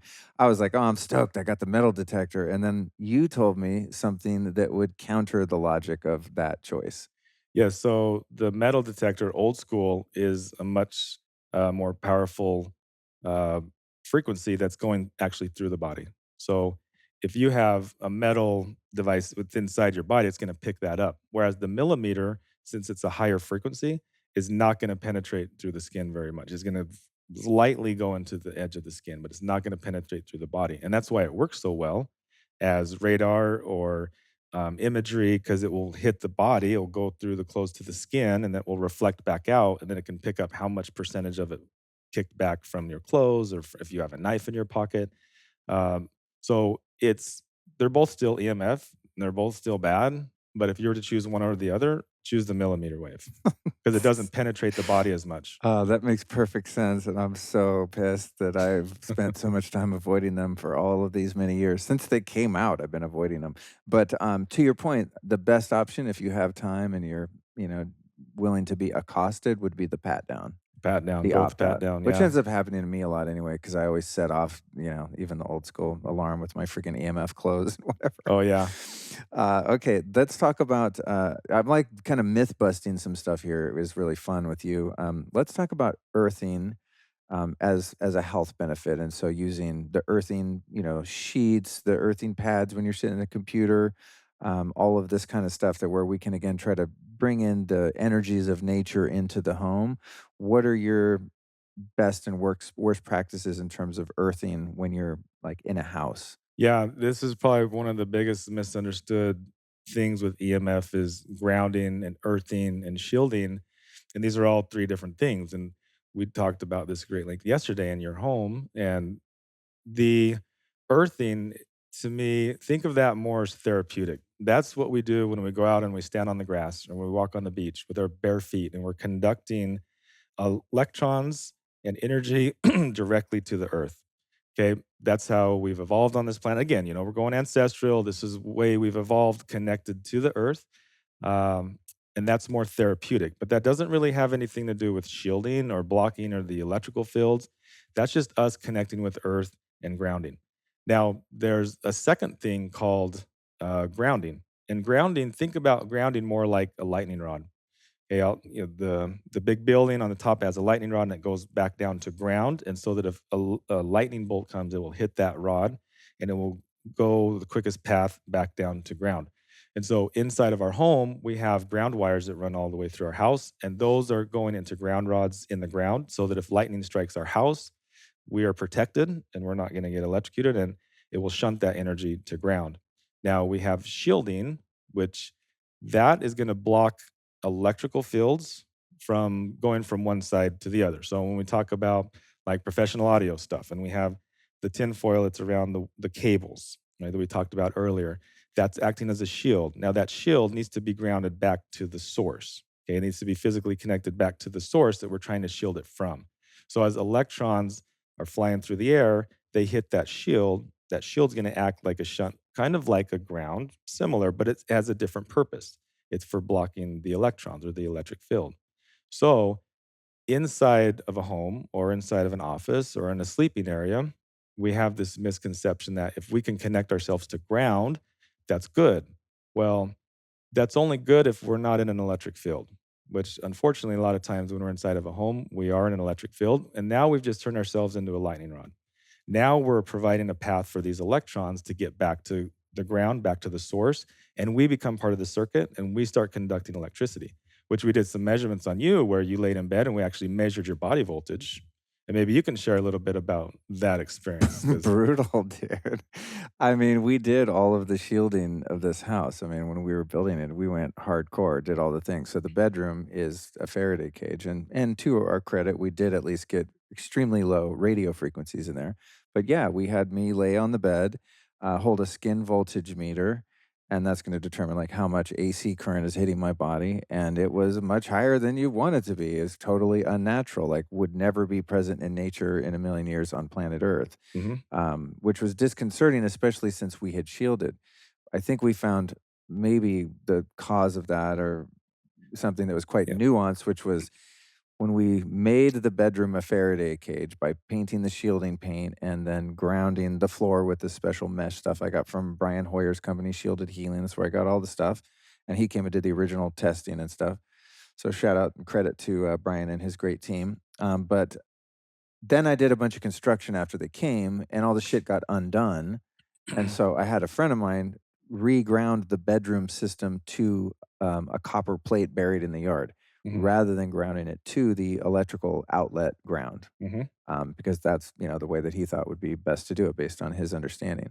So we thought that we might have allowed for a little electric field to get over into the bed space, even though the room is totally shielded, because that grounding is not grounded to itself. Was that Correct. Yeah, the and assessment that you had of it? yes, and grounding and earthing and shielding is very complicated. It's took me Totally. 25 years as an electromagnetic engineer to really fully understand. I'm still learning more about it. Yeah. But yeah, in your situation, and you even had a grounding mat under the bed Yeah. that was grounded.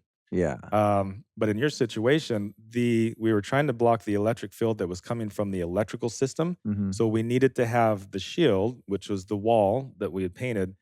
We were treating it as a shield, and needed that to be grounded back to the electrical system ground. Mhm. So that was the potential difference. That was the difference of potential. Right. Where we made a wrong turn is grounding it to earth Got instead it. of back to the electrical system. Got it. Yep. Okay, and so in terms of, I know this is like splitting hairs here for it takes a certain type of person to wanna go this deep and nuanced here, but our analysis after checking that was that, we should have done the Faraday grounding of the whole room into the outlet ground, the ground of the building's electrical system, but with the earthing sheet, it would be ideal to actually run that wire out the side of the house right now, how which is where I have the room grounded to essentially, right? Right. That it would make sense to get the electrons from the earth into the bed, provided I'm not being exposed to an electric field, an AC current of 60 hertz coming out of the wall. Yeah, it is kinda new. We are getting kinda deep We're into getting the in the weeds weeds here. with it, but yeah, I mean, for people, this is people try to ground and earth, and I think it's important to understand the difference, and so that grounding mat, if it connected to earth instead of the wall, it needed to touch your skin, and Mhm. that was another piece we were missing too, is you had some, linens and bedding and I think a mattress topper in between that, your cooler, Yeah. your chiller system. Yeah, yeah. If it was physically touching your body, we need to have that physical connection. Even if there's a millimeter split in between, it's not gonna work. You have to have the physical connection for that DC flow back to earth. Got it. So it's 2 different things. So we're shielding the room and we're grounding that shield back to the electrical system because that's what we're shielding from, and then we're connecting your body physically to earth, separate. And we're making sure that the electrons from the electrical system are not getting to your body to find a path back to earth, and we're doing that with the shield. Yep, yep, perfect. That makes Hopefully that perfect makes sense. sense. That makes total sense to me and probably 5% of those listening Yeah. 'cause it gets so nutty. But this is why I always tell people, like, hire someone like Ryan at testmyhome.com. Like, that I mean, this is what I do, right? I can't figure this stuff out. And I Yeah. think so many well-intentioned people are out there using these earthing products, but they're right next to an electric field. They don't Mhm. know it. They're thinking they're doing the right thing. Like I did that for years until I learned otherwise.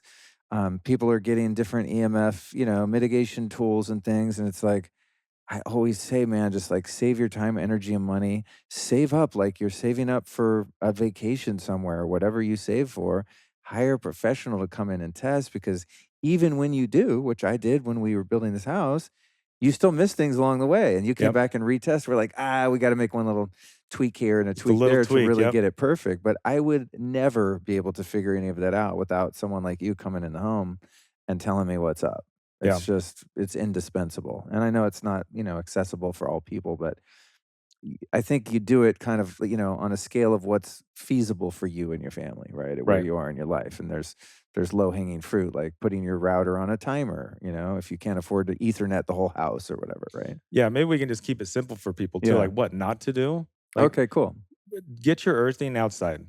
Go Okay. outside to earth. Okay. I know it's hard if you're in the middle of winter or something, but get your It's earthing better if outside. it's the middle of winter. Yeah, if Then you you can go get your outside. cold thermogenesis in There at you the go. same Go lay time. in the snow, get Yeah. your earthing. But, really that's honestly the best way to do it. Go take a walk on the beach barefoot. Go out on your grass. Go lay on the grass and read a book or something. Um, get properly earthing inside your home is very difficult. You have to go to pretty great lengths, like we found out. You have to Mhm. shield your home. You have to shield the room. Sometimes you have to kill the circuits, which is what ultimately we end up doing with your house to Yeah. really get that down to zero level again. Yeah, Other kill switch is what we're putting in there. I'll put it in the show notes. But again, useless to someone that doesn't know how to test and Mhm. figure out how to install it right and all that. It Yep. gets complex. Yeah.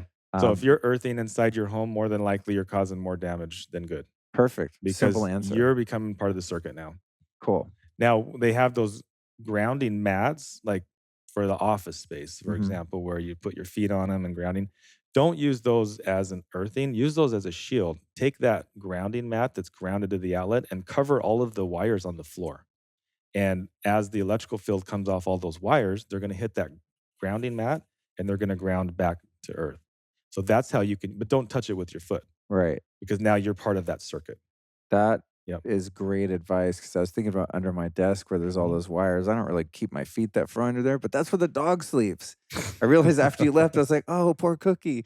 She's been getting fried." So that's a Yeah. great so you could buy it like a what say under your workspace, right? You could buy one of the larger grounding mats or even Mhm. like a small grounding sheet and basically just burrito up all of your Yes. cables and plug that into the ground plug and you're golden. It's all just like recirculating itself Yep. down there basically. Yeah. Or if you bought one and you're like, what the heck? That sucks. I just got ripped off. No, you can repurpose that and use it for its intended purpose. Oh, cool. There we go. Because a lot of Yeah. people listening are like, "Shit, I just bought a Yeah. bunch of earthing pads and whatever." Oh, a lot. I can't tell you how many homes I go into and they have all these cool earthing, grounding this, and they're using them wrong and they're actually making it worse. And what kind of sucks about that is now their whole deal with EMF is already hard enough for a lot of people to grasp. Unless you're really sensitive, then it's pretty obvious to you. But they're not really seeing effects from it. And so then they think, oh, well, it must not be the EMF because I just did this grounding in my house and now I'm not really feeling any different. In fact, I feel a little worse.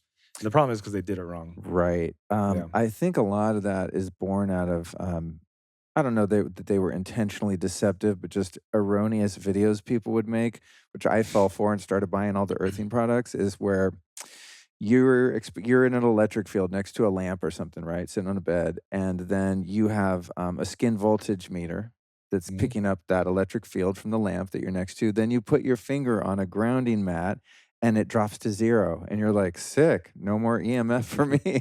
But Yeah. it's not really what's happening, right? Right. What is in fact happening? It's just using you as the conduit, and now all that electricity is just going through you? It's all in the measurement because when you got the meter out and you're measuring, it's measuring a difference of potential. So if this is Okay. 3 volt and this is 1 volt, and I measure from here to here, it's going to have that 2 volt difference. And so that's what I'm going to measure.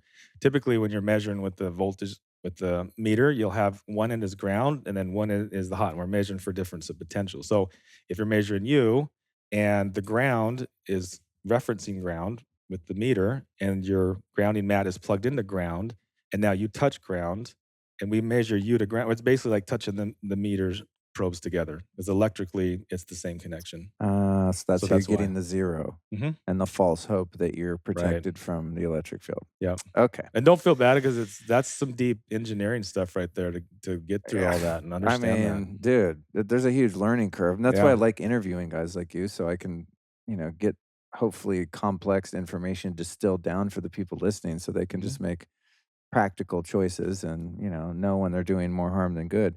Mhm. What's your take on smart meters? Smart meters, it's a lot about proximity. If you have a smart meter on the opposite side of your bed where you're sleeping, that could be a big deal. The thing with smart meters is that it mostly is shooting away from the house because radio frequency will reflect off of metal. And a lot of times the smart meter is in a metal enclosure behind it and it's shooting majority of the time away from the house. When we do measurements, a lot of times we get more reading coming from the neighbor firing at your house. So if you live in a tighter knit community where the homes are close, it's your neighbor's smart meter firing at you. That's going to give more exposure than your own smart meter. Now, a lot of exposure dials down to three different things. It's the strength of the signal that's coming off of the source. It's the duration. How long are you in the source? And it's distance. How far away are we from it? So when it comes to a smart meter, they'll send a ping out every 45 seconds to a couple minutes sometimes. And actually, if you're further away from the main power company, if you're at the very end, your ping is maybe only happen every couple hours. If your smart meter is close to the substation, it's acting as a path and it could be pinging quite a bit more. So it's fun. I actually did an assessment on a home where the guy was an engineer for the SRP power company in Phoenix, and he designed and built those things. And he sat down and explained the whole thing to me. It's fascinating how it works. But he Really? was very EMF aware himself, and so he kind of knew the dangers. But it was kind of interesting to hear the other side of it, the technology. But so the ping that happens is only a millisecond and maybe only a minute or so. So we talk about duration. That's not very much duration add up over the day. And then proximity, if it's across the house, it's not as much of a concern. Okay. Um, are all smart meters created equal in terms of how much radiation they put out and how often? I feel like I've tested a few. Some of them will just, like, break your meter, and it Hmm. seems pretty consistent, and then some of them I can't even like, they don't even barely hit the RF meter, like, nothing's even happening. I'm like, "Are there some, like, fake smart meters that aren't that bad?" Or It's your proximity in the grid. okay. Where are you in relationship to the main central Okay, hub? so what you just explained essentially Yes. is going to determine. Yep, it's like they're playing telephone with each other. It's Got it. this one's talking to this one, talking to this one, and it's broadcasting down. That's because if you're like I said, if you're far out in the boonies, it's not transmitted very much. If you're really close to the central hub, you're sending all that information through. Okay, got it. Yeah, we ended up switching ours out when we moved in here, and I think it was, like, $50 a month fee you had to pay or I think it went down to 35 now, but still, I'm like, "You dicks," and they're like, Yeah. "Well, that's what it costs because we have to send a person out," and I'm like, "Just on principle alone, even if having one wasn't that bad, I don't wanna be part of that system." Hmm. Um, because of the privacy issues Hmm. too. It's not just the EMF, it's the data collection and the spying potential, right? Where your Alexa refrigerator is like talking to the CIA for you, this Well, kind of stuff. Like when they came and did our new like sewer system because we got rid of septic, they put a smart meter on the water system, and I was like, oh, I don't want that. And they're like, well, too bad, then you don't get water. I was like, okay. So I ran out there and tested it, and it's not putting off any EMF. But what it does do is it tells them what time of day you use water, and they charge you exponentially more for certain times based on drought patterns and water scarcity and things of this nature. So I'm like, yeah. it's none of your business when I'm using the water I buy from you. I bought it from you. I'm going to use it when I want. And they're like, no, you're not. Oh, yeah, and it's amazing how much data they can collect. You know, every device you have in your home has its own specific signature, kinda like a fingerprint. So when that turns on, so what we measure as dirty electricity, what we showed you on the oscilloscope when we analyzed your power, they can tell what devices are on and what devices are off based on the signature. So, an inductive motor has a different phase alignment than, let's say, um, the lights or the fan that you turn on or your pool pump. These all have different electrical signatures, and so as those turn on and off, it can sense, and it can tell you. So if you have a smart meter, they can tell you when you're using your electric bidet. Yeah, they can tell you. Yeah, they can tell the difference between a lighting load or a motor Uh, load or air conditioning. that's creepy, dude. Yeah. Call me paranoid. Well, But data collection is big business. They right, they not only make money off of the power that we pay them for, but they're making money off of the data that they're collecting because right. data information is big business. Okay, noted. We found something interesting here that I think would be useful for people. and that was my alarm system, the ADT alarm. When they installed it, I was like, "Does this thing, like, talk to the mothership all the time?" "Oh, no, sir, every once in a while, it sends a ping," and I was like, alright, sounds dubious." Sure enough, what did you find? It was pretty powerful source. It was putting out 2.5 million microwatts throughout house constantly, all the time, no matter what. No It off button. no off button. It And was even when we did a system shutdown, it just turns itself back on. turn itself back on. Then I unplugged it in the little AV closet, turned itself back on with the Still backup alive. battery. Yep. Then what did you do to fix it? We had to take it apart, pull the back off, and we had to disconnect the battery from it. Yeah, so Yeah. it's currently, don't tell any criminals out there, it's currently unplugged, but, the cool thing there, at least when we leave the house, it's pretty easy to just flip the power back on and make it work again. So anyone listening that wants to break in, good luck with that. You're not gonna make it very far. But these are the kind of things, people Yep. have in their homes. It's like everyone wants everything smart and easy, convenient. They wanna live in the Jetsons, and it's like, dude, you're turning your home into a microwave oven. Yeah. It's redonkulous. What about baby monitors? Ooh, this is a tough one. This is hard because a lot of people have baby monitors. And the problem with baby monitors is they typically put them really close to the baby, sometimes even mount them right on the crib. When babies are growing and developing, their cells are dividing rapidly. It's probably one of the most critical times to have them in a clean environment, electrically, chemical wise, lighting. But what happens is new baby comes into the picture. They go and they repaint the whole room. They get new furniture. They get all these cool electronics.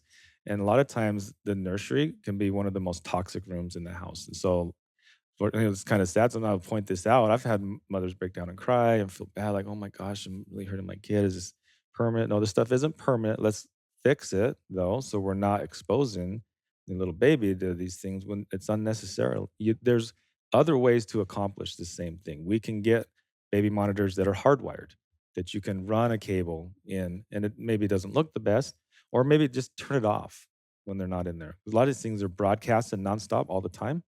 No reason to have it on all the time if you don't need to be monitoring the baby in there. They do So, have wired ones, though. they do have wired ones. They're becoming more and more, harder to get because everybody wants to go wireless, but they are Right. still out there. You gotta look for them. So Yeah. everyone listening, share this podcast with every mom or potential mom so that some entrepreneur out there is gonna make a badass, very functional and beautiful baby monitor that plugs into your Ethernet. Yeah. Uh, Yeah. what about, um, what about this jump conduction issue on Ethernet cables? I thought in this house, I'm totally stoked. It was built in 2004. There's Ethernet ports in every room, no Wi-Fi. We're stoked. And then you're like, wrong. What did you find on the Ethernet cables? Electric field. So, electrical energy, electric field likes to jump. Remember we showed you, you just hold on to it, and I measured your other hand, and so through your body, you're conducting electricity. Through the cables, it's conducting electricity. It has a ground wire in it. That ground wire can get energized. And so, unless you're shielded, you're shielding the cable and you're grounding that cable. It goes back to the grounding versus earthing. We're grounding, we're shielding, and it needs to be shielded back at the source where it's coming from. If you don't do that, we're emitting an electric field through the wires. So, even though your room was completely shielded, grounded, now you had this Cat 5 cable coming up onto the bed, which is great because that's what you want to do. That's what I have at my house as well. But it needs to be shielded and it needs to be grounded. Do people sell shielded Ethernet cable? Yes. Okay, good Yep. to know.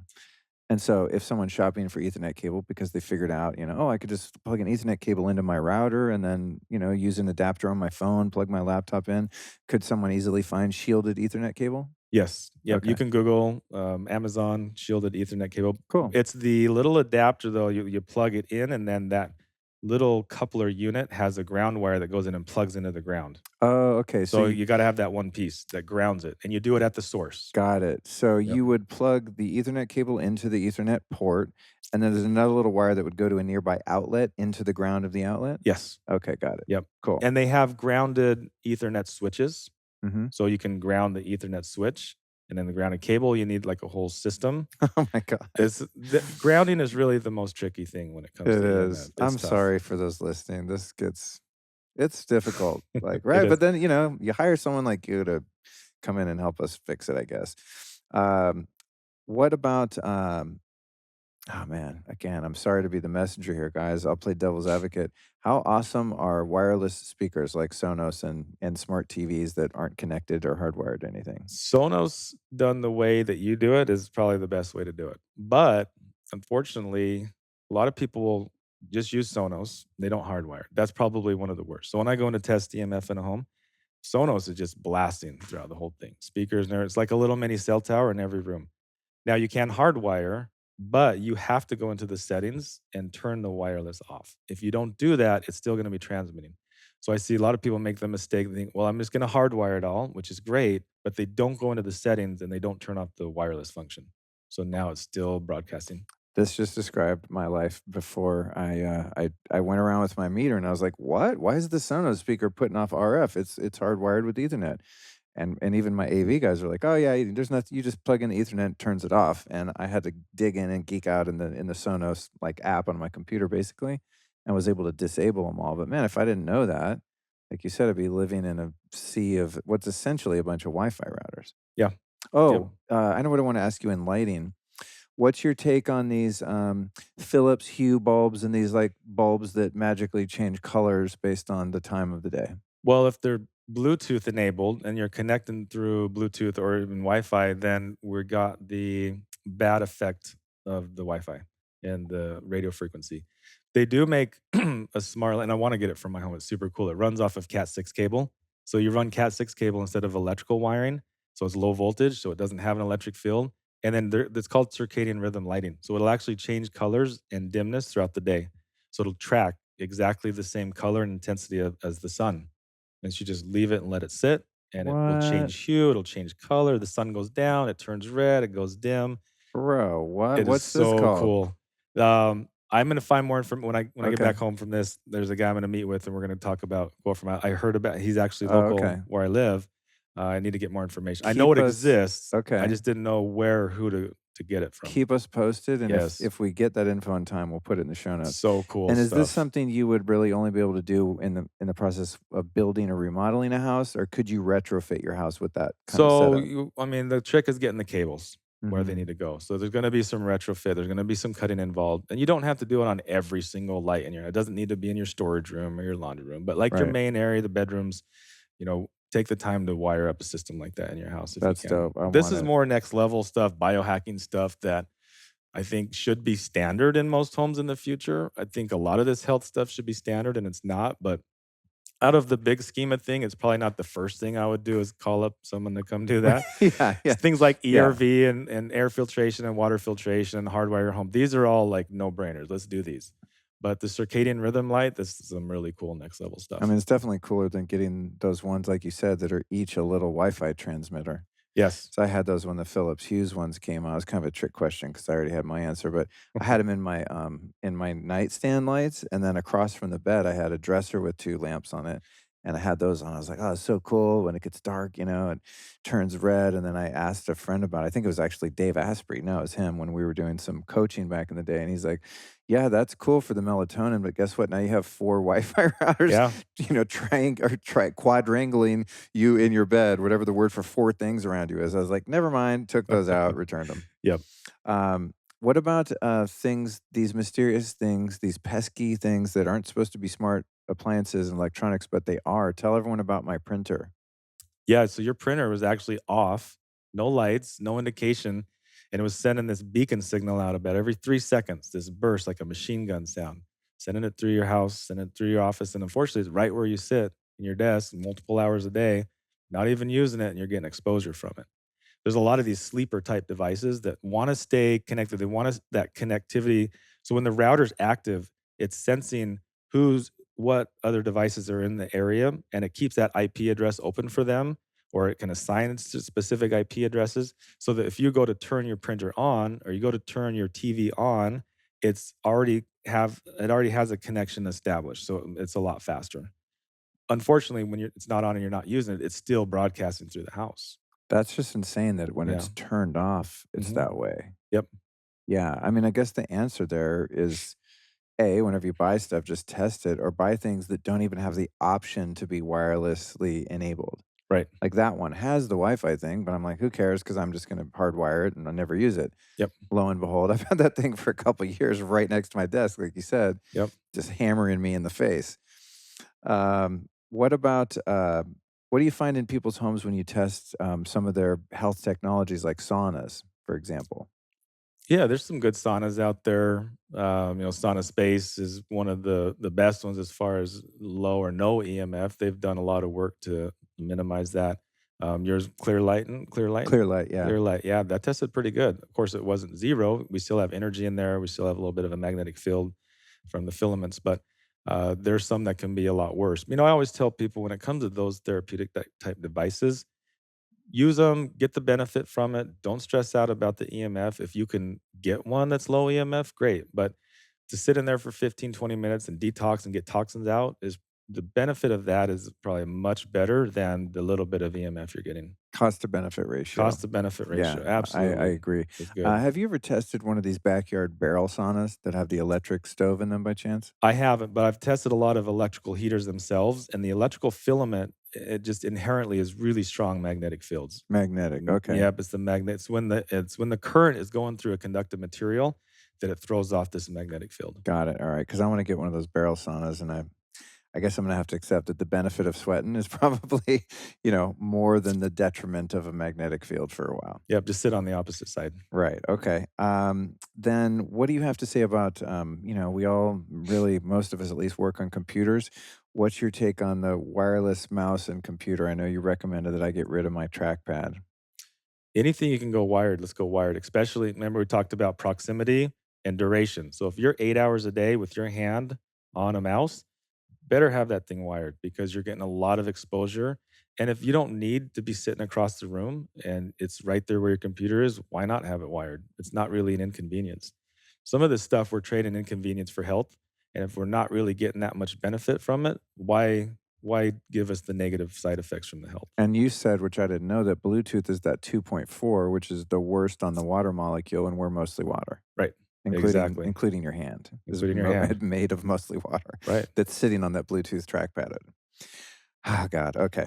Tell us what we discovered about the, well, you already knew and you turned me on to the phone on airplane mode versus not, versus turned off and all that. This was, again, mind-blowing emoji. Yeah, and I get this almost every time with my clients, and we're going through the different sources. Cell phone, just background, cell phone is the number one source of EMF exposure by far, bar none, around us. Because of strength, it's high strength. It has to talk all the way back to the cell tower. Duration, it's on us almost all the time. Most people have it right by their bed at night. They have it in their pocket all day long. And then, the proximity close to us, duration, strength. So we have all three things all at once. Now, I tell people put this on airplane mode. And a lot of people kind of, yeah, it's nighttime, let's put it on airplane mode. But when we put it on airplane mode, Apple in particular will still keep Bluetooth on. It will make it so that you can't connect to Bluetooth, but Bluetooth is still transmitting. So you actually have to go into the settings and go to the Bluetooth section and physically slide Bluetooth over for it to be fully off. Now, also, if you go ahead and just turn your phone all the way off, it will still be transmitting, which I'm not sure exactly why.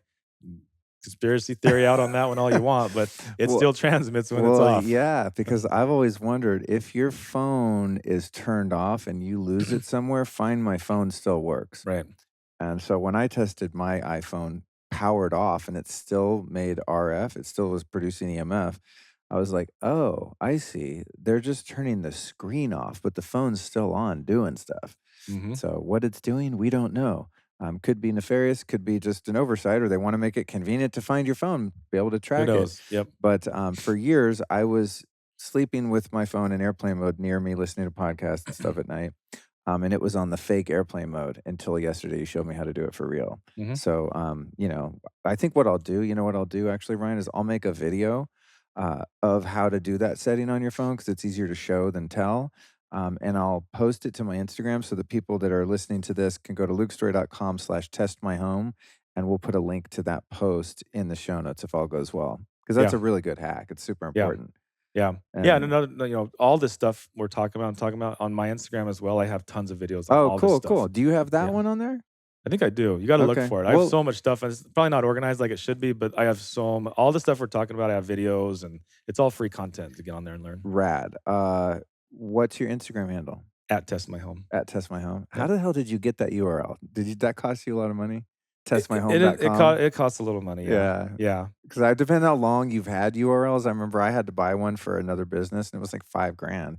That was a lot of years ago, man, and I had to beat the guy up to get it from him. He was just parked on it, just Yeah. waiting until someone wanted to give him free money. What about solar panels? I don't have any, but I know this is a big question for a lot of people that are concerned with EMS. What are the issues and solutions around solar? Yeah, a lot of times it's not the actual solar panels themselves, it's the inverter box that converts it from 12 volt to 120 volt AC. That converter box has a big transformer and some capacitors and some switch modes power supply transformers. And so what happens in that conversion process is there's a lot of line interference, and that line interference can get sent down the line as dirty electricity. But also, there's a big magnetic field that comes from that inductor that's pulsating. And so you want to be mindful of where that inverter is in your house. If it's right on the outside of a bedroom or a nursery or your office, you might want to consider either moving that or moving the bed or the desk because we don't want to be in that field. And I mean, like, I think we're going to talk about the magnetic field and what we found Yeah. at your house because we got to think. A lot of times we're looking at what's in the room, what's around us, but what's on the other side of the wall, what's on the Yeah, floor below us, totally, because these totally. energetic fields will go right through the wall, right through the floor, and right through our body and affect us on its way through. Yeah, yeah, um, with the magnetic field from the solar, you were saying that's not coming right off of the panels, but it's from this converter thing? Yep, it's the Depending on inverter box. That's inverter kind of box, the yeah. okay. Now some of these newer panels have what's called micro inverters, and they're built into the panel. And so it's not as bad with the magnetic energy because it's kind of spread out throughout the panels, but we're still going to get that line interference, that dirty electricity, Okay, those spikes in the electric field. okay. And you can buy filters that you can install that will help mitigate that. So you'd put it, like, in line after the power coming from the solar. Yep. Okay. Yep. Are there any solar, brands that produce the actual tech or, companies that install that are EMF aware? Is that something that exists at all where there's, like, 2 or 3 companies that already do it right, you don't have to worry about it? I don't really have any specific that I could recommend that I know are clean. I just know that some are better than others. Okay. Some inverters, they'll state that they're clean power or low line interference. So you can look for those kind of Okay. That's a keywords. good keyword, okay. Yep. Yeah, because I think, a lot of people already have solar and are like, "Oh, shit, now I gotta hire someone like you to come in and try to fix it." Yep. But if you're building a home or you wanna add solar, I think it's something really important to pay attention to is, like, Yep. ask some questions, do a bit of research so that you don't spend a bunch of money on a solar system that's gonna compromise your health. Yep. And just budget in to put a filter on it. Sadik makes a good filter Right, that's the that's one I have on my site, the whole house. I think it's called yeah. the Power Perfect Yep. box. Yep. So go to your Yeah. site and you just get one of those. That's Okay, gonna help. cool. Yeah, we Yep. gotta install that freaking thing here still. Okay, so I think we're about to close. I do wanna cover, one last topic that's, again, could be potentially complex and is also nuanced, and that is in terms of EMF mitigation, I see it as you having 2 categories. You have, like, hard physics, like physical, material physics, and then you have quantum physics. And I wanted to get your perspective on the difference between those 2 because I think that there's benefits to addressing EMF from both perspectives, which is what I do. I just do it all, just in case something doesn't work, right? Hmm. What's your take on blocking, shielding, physics versus these harmonizing devices and quantum energy things and all this stuff? This is a really good topic. This is a good one. I like Again, I this think there's too. a lot Yeah. of confusion about it. There is, and I get this all the time. I can't tell you that. This is probably the number one question I get is, "Does this so and so harmonizer work? Does this work? Does this work?" And now the question is, does it work to do what? What are you trying to accomplish? Because we can lump all of these environmental toxins and stressors in the same group, and our goal is to eliminate them. If we can eliminate the source, then it's much easier to try to mitigate the after effects. If we can take the chemicals out of the water, it's much easier than to take that water and have healthy water. And if we want to add stuff to it, structure it or whatever. Same thing with the air. Let's get the particles out of the air. Let's get the chemicals out of our house. Let's get the mold out of our house. Once we have, let's get the EMF sources. Let's turn them off. Let's reduce them. Let's hardwire. That's always the first step. And so our company and what we focus on primarily, step one is we remove all the known toxins. Let's remove everything we can. Now, whatever's left over, now let's talk about how can we work with what we have left over and what can we make better. And so when it comes to EMF, I'm always saying let's reduce, let's turn off, let's distance, let's try to hardwire.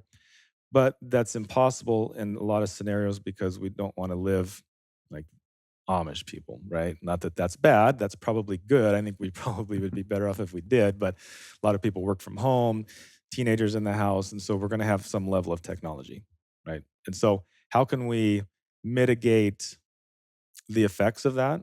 How can we mitigate the damage that happens from that? And I think that's where harmonizers they they get a bad rap because on the physical side, the mechanical um, physics, mechanical physics, we're talking about bowling balls and light and speed and movement. We can measure, and I have a meter. If you take any of these harmonizing devices or shielding devices and you put it next to a meter and you put it next to a Wi-Fi router, you're not going to see any difference. You're not going to see any drop in that. At a quantum level is a whole different world. So quantum level, we got this world that we see around us, right? And then we got the world of our cells, and that cells they have their own rules and their own laws, and they're interacting different. And then inside the cells, we have the molecules. Inside the molecules, we have the atoms. And in the atoms, they have their own rules and their own laws and their own universe and their own thing. And below that, you get all the way down to the basement level, and it's just pure energy, right? It's just pure quantum energy, the zero field. And that is where intention and consciousness and ideas and concepts and everything that we can think of can happen in that world, right? That's kind of the potential, the waves of potential. And it's only until we bring those levels back up into what we perceive on our level of consciousness with our bodies that it forms into reality. So at that lowest level, we can control that, we can manipulate that, we can change that, and we can do that with thoughts, we can do that with different energies, we can do that with ideas and concepts. And so there's these devices that can affect that lowest level. I believe that us as humans are probably one of the most important things on this planet that can affect that level. I think our thought, our consciousness, our ideas have the biggest impact on the zero energy field. And we bring that into reality every day with the decisions that we make. But I know you have like the Leela quantum, and you can probably tell me a lot more about what that actually does, but that manipulates in the quantum field.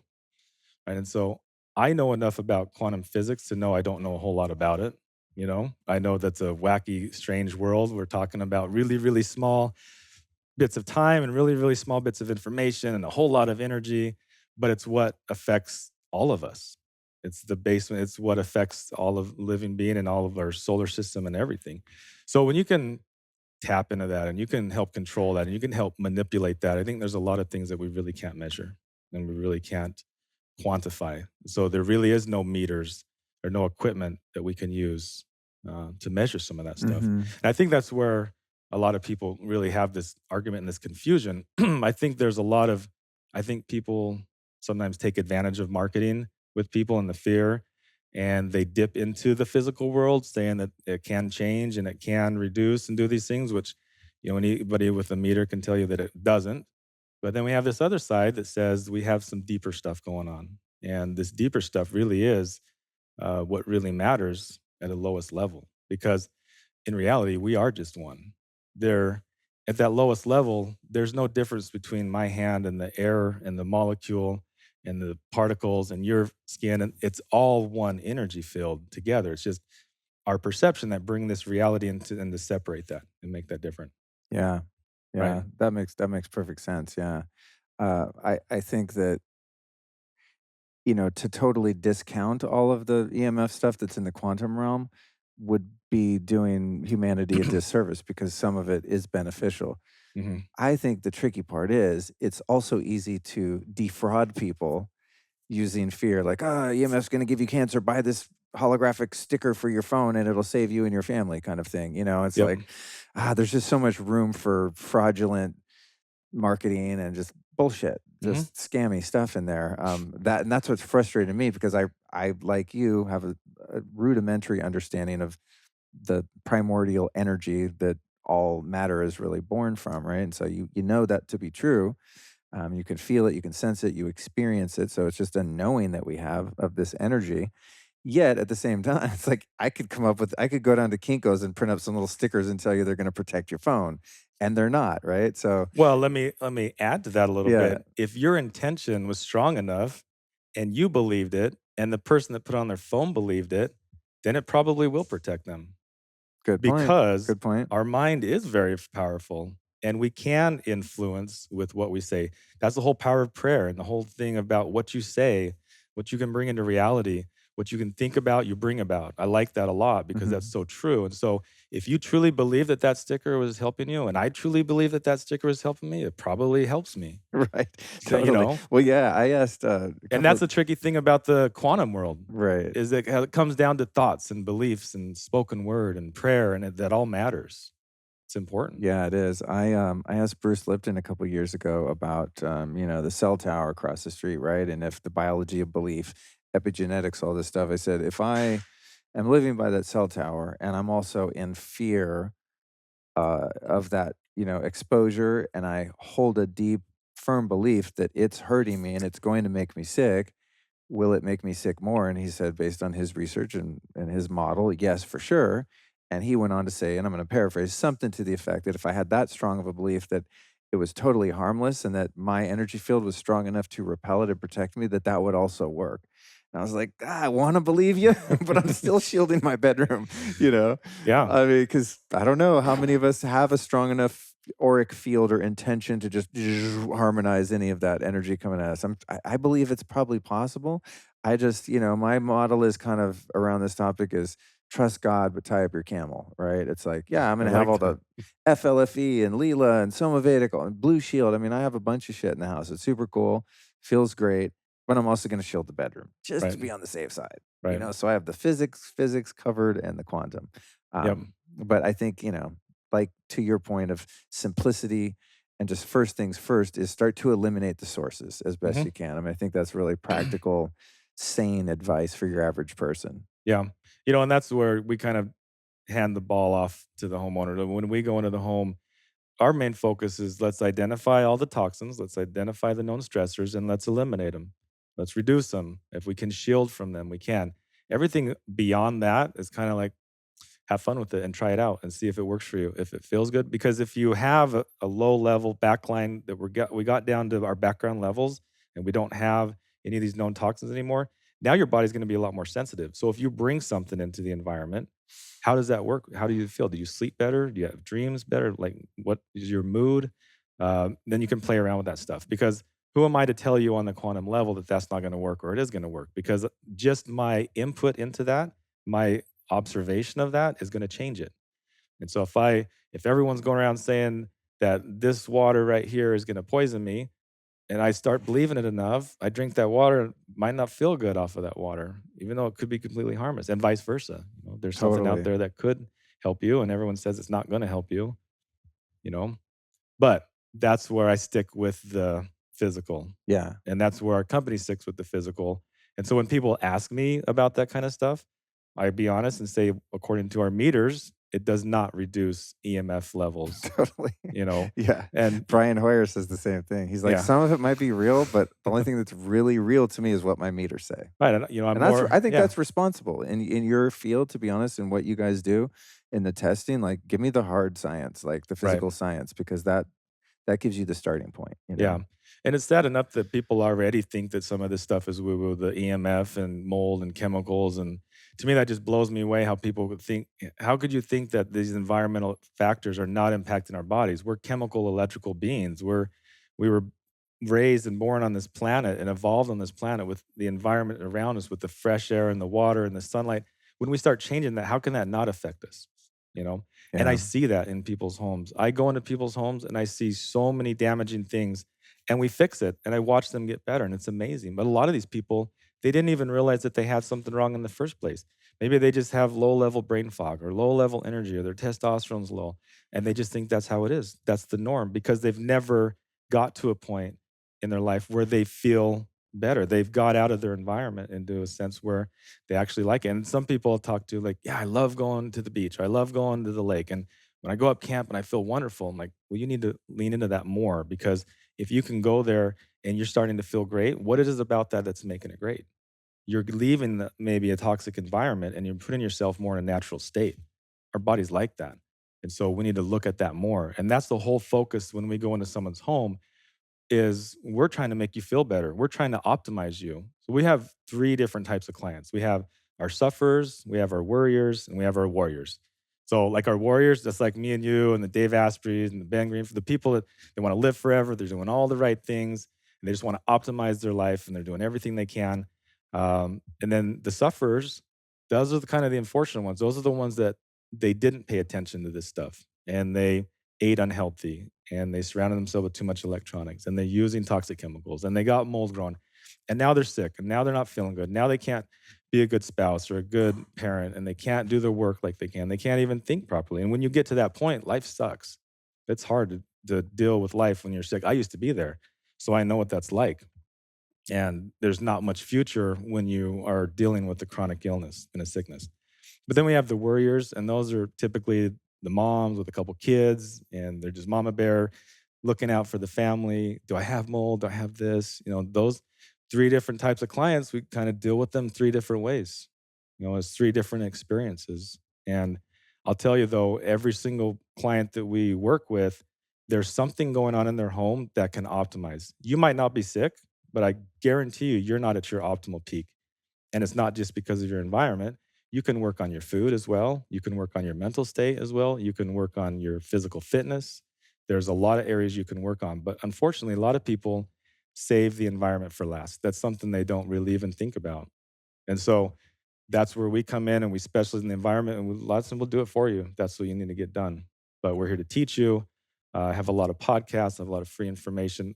I have been on a lot of podcasts Mhm. where we've talked about this stuff. That's all on the website. It's all free, and I'll have people say, I don't really have much money, or I don't know where to start. Start by going through the podcast, going through some of this free information. Start learning. There's a lot of free, easy, simple steps you can do right now. Go open up your window. Take off your shoes when you come in your house. Get rid of these toxic chemicals. Start turning your devices off at night. There's so many little things you can do right now to help improve the environment. And once you start seeing that improvement and you start feeling better, you're like, wow, I didn't think that I could have more energy, or I didn't know I could be more clear in my head. I didn't know that I could have these better thoughts or better relationships. Everything in your life is going to start changing, and you're going to like that. And then you're going to want more. You're going to want more. Then you're going to start to turn from a worrier and into a warrior because you're gonna like how it feels and you're gonna keep going. And I that's what's love it. amazing. I love it, dude. Yeah. When you guys are, doing these tests, I think I kind of forgot to ask you because in our situation, seems like mostly we're just kind of testing, and then you guys are going to leave and probably send me some recommendations, and then I'm going to deal with whatever I need to fix, right? Mhm. But do you guys work with people in the capacity where you test someone's bedroom and it has a bunch of EMF, and you actually come in and do the shielding and the paint and all the things? So that's where we draw the line with that as well. We don't do any of the remediation Oh, kind of like we stuff. were talking about the mold, Same right? thing, yeah, because The fox in the hen house. I don't want me or my technicians or my billing biologists coming in the house trying to find problems. We Got wanna it. be strictly testing. That's what we do. That's our company. That's what we're paid for, and that's it. Now, that's where, sometimes people call up different mold inspectors, and it'll be all over the price range, and if you're I paying I paid the price of not knowing that. I thought, "Oh, they're all gonna be the same. Yeah, I'll take this guy." And well, then Brian, Michael Rubino was like, "You paid how much?" I think it was like 2,500 bucks or whatever it was. He was like, that should have been $500, you know? yeah, It's like, "Ah." yeah. So, yeah, and that's what's hard because you wanna make sure that it's just they're strictly doing their testing, that's it, because you can get in a whole kinda sticky Yeah, situation, yeah, okay? that Now we obviously will recommend who to call, who to work with. We will help you along the way, and it depends on what level of service package you get from us. okay. Depend on, how much hand-holding. A basic package will come in, do the testing, give you the report, here you go. The more of our advanced VIP type package, I'll be more personally involved. I'll hold your hand kind of through the process and help you make sure to the end because ultimately what we want is you to be more healthy. And if you're like, "Oh, I am healthy," well, you can get better. There's more. You can have more energy. You can have more testosterone. You can have more mental clarity. There's a lot more you can have. Plus, Better sleep. better sleep. There, I could go on and on. Yeah. These affect everything. But also, what are we preventing? Do you know that right now, 1 out of 2 people on this planet right now are going to get cancer, and within the next 20 years, they're saying that 90% of the people on this planet. I was just talking with a cancer doctor that I do a lot of work with. 90% of the people in 20 years Oh, from now God. are gonna get cancer on this planet. That's just the way that the number trajectory is That's going. insane. Right, and so you think it's expensive to install a water filter or do some shielding or buy healthy products? Wait till you get cancer. That is expensive. Not only is it expensive, but your life could be on the line. Yeah. So, me personally, when I see some of the price tags on some of the things to be healthy, that's nothing compared to me getting the news that I have cancer one day, I have to tell my kids that. So I take that seriously, you know? I'm with you too, man. Yeah. I don't really live a life of luxury with the exception of all the health stuff, you know? It's Mhm. like, what do I need a new TV? Like, no, TV is fine, you know what I mean? Yeah. Even cars, whatever that kind of stuff. I mean, I do have a pension for a vacation every now and again, but Mhm. yeah, I think the most important thing you can invest in is your own health, whatever that looks like, Yeah. you know, honestly, because your entire quality, not just duration, but maybe even more meaningfully, the quality of your life is dependent on that. It's Yeah. like nothing else matters if you don't have your Mhm. health. And Yeah. any of us that have ever just had a flu know that, right? Like Mhm. when you're sick, life sucks. Mhm. You're talking about chronic or even terminal illness, you know, which I haven't really experienced in any meaningful way, Mhm. then your life really, really sucks. Yes. I mean, and then how do you even come back from that psychologically? It's just, I've Mhm. known so many people that have experienced that and Yeah. largely from lifestyle. Yeah. You know? Yeah, I know you're spiritual and you contemplate and you think, and really when it comes down to it, all we need to be is just appreciative that we're alive. The fact that we're alive, that we're healthy, that in itself can bring so much happiness and joy. It's not all the other peripheral things. They're nice, but when it comes down to true happiness, that's all that you need to recognize the love we all have and the connection. Everything else is just gravy. And Amen. so if you don't have your health and your mind to appreciate that, then you don't have anything. Amen, So that's brother. got to be first. Last question for you around what people can do on their own. So I did the water test off your website, sent it in the lab myself, got the results. You were mentioning earlier, I think something about in the future, you guys having kind of a EMF version of that where people can do some degree of testing of the EMF in their house without having to hire you guys to come out and physically be there. Yeah. So one thing that one of the positive things from COVID is that it taught us that we don't necessarily need to be in person with everything. And one a good example is telehealth from doctors. We don't necessarily have to be in the doctor's office. We've done it several times where you get online on a Zoom and you book a call and you meet with the doctor. And sometimes they can even mail you some things and take your blood, sample this, and send me the results and, everything over Zoom. And so we're developing something right now where we're almost finished with something similar, kind of like a checkup for the body, but we're doing the checkup for the home to where we can send you the equipment. We can get on a Zoom call with you. We can show you, go through the house, walk through.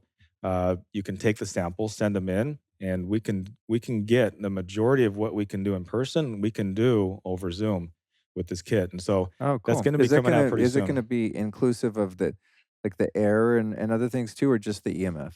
No, we're gonna do the full kit Oh, because cool. yeah, I Cool. used to do stuff à la carte, but I found that it's not just one thing in the home that's affecting, it's a combination of things.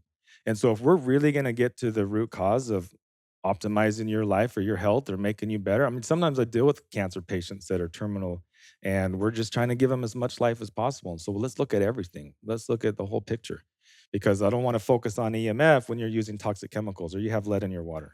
So Right. we want to look at everything and let's do the low hanging fruit, the important stuff, and then let's start bringing everything down. But if you have something way over here, if you got black mold underneath your sink, that's the first thing that's got to go. Or you got lead in your water, we got to get this stuff, and then we'll start bringing everything down together. So the kit that we're putting together is going to be all inclusive. Is going to have all the Awesome. things. Dude, Yeah, awesome. Great move, great work. yeah. Thank you for doing what you do. I hope, you know, I mean, there's only so many of you. I don't know what your plans of scaling, you know, the worldwide domination as a company are, but I wish there were, like, a company like you on every corner, you know what I mean? I mean, this is so important for people, the people that are interested in this at least, right? Where you can take the guesswork out of it, because the guesswork gets expensive, you Mhm. know, in the time and energy and just, like, getting shit wrong because you read something on some blog or listened to it on a podcast, Yeah. you know, and you've been implementing something that doesn't work or is a waste of time or money, so I like the idea of just a professional inspector, and if some people have the ability to do that themselves, that's really smart too, and Yeah. I'm assuming much less expensive. Well, it's commonplace to inspect a home when you buy it for structural and safety, and but there's nothing to do with health. I mean, just like we would go get a checkup every day, every year on our body, I think it's super critical to get a checkup on your home. Make sure your home is not.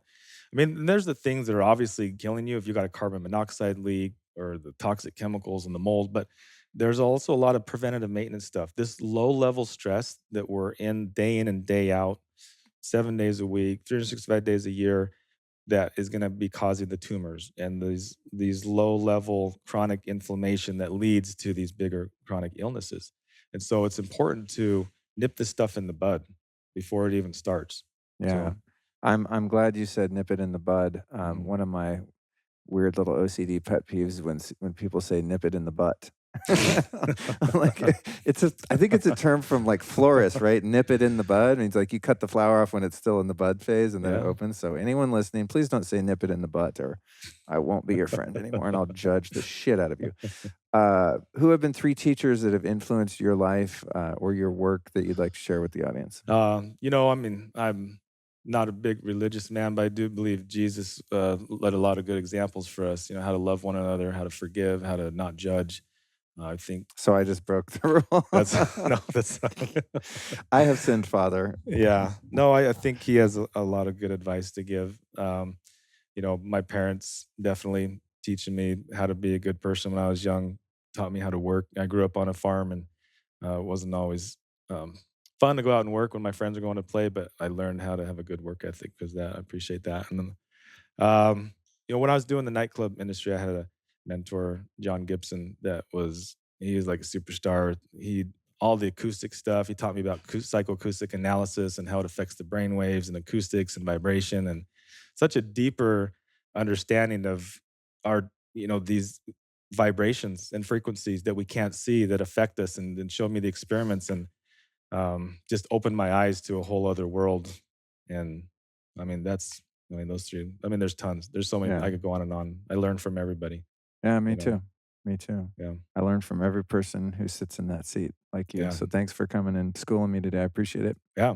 Well, thanks for having me, man. This is great. It's been a Yeah, good experience. likewise. Yeah, and Yeah. thanks for coming out to the house too, man. It's been really fun and Yeah. everything that I've learned over the past couple days is valuable to not only myself but anyone I can share. I mean, just the thing about the grounding or how to set your phone. I mean, these are really simple practical things that so many people including me get wrong. So, Yeah. I'm like loaded with a bunch of new information now, so thank you. Yeah.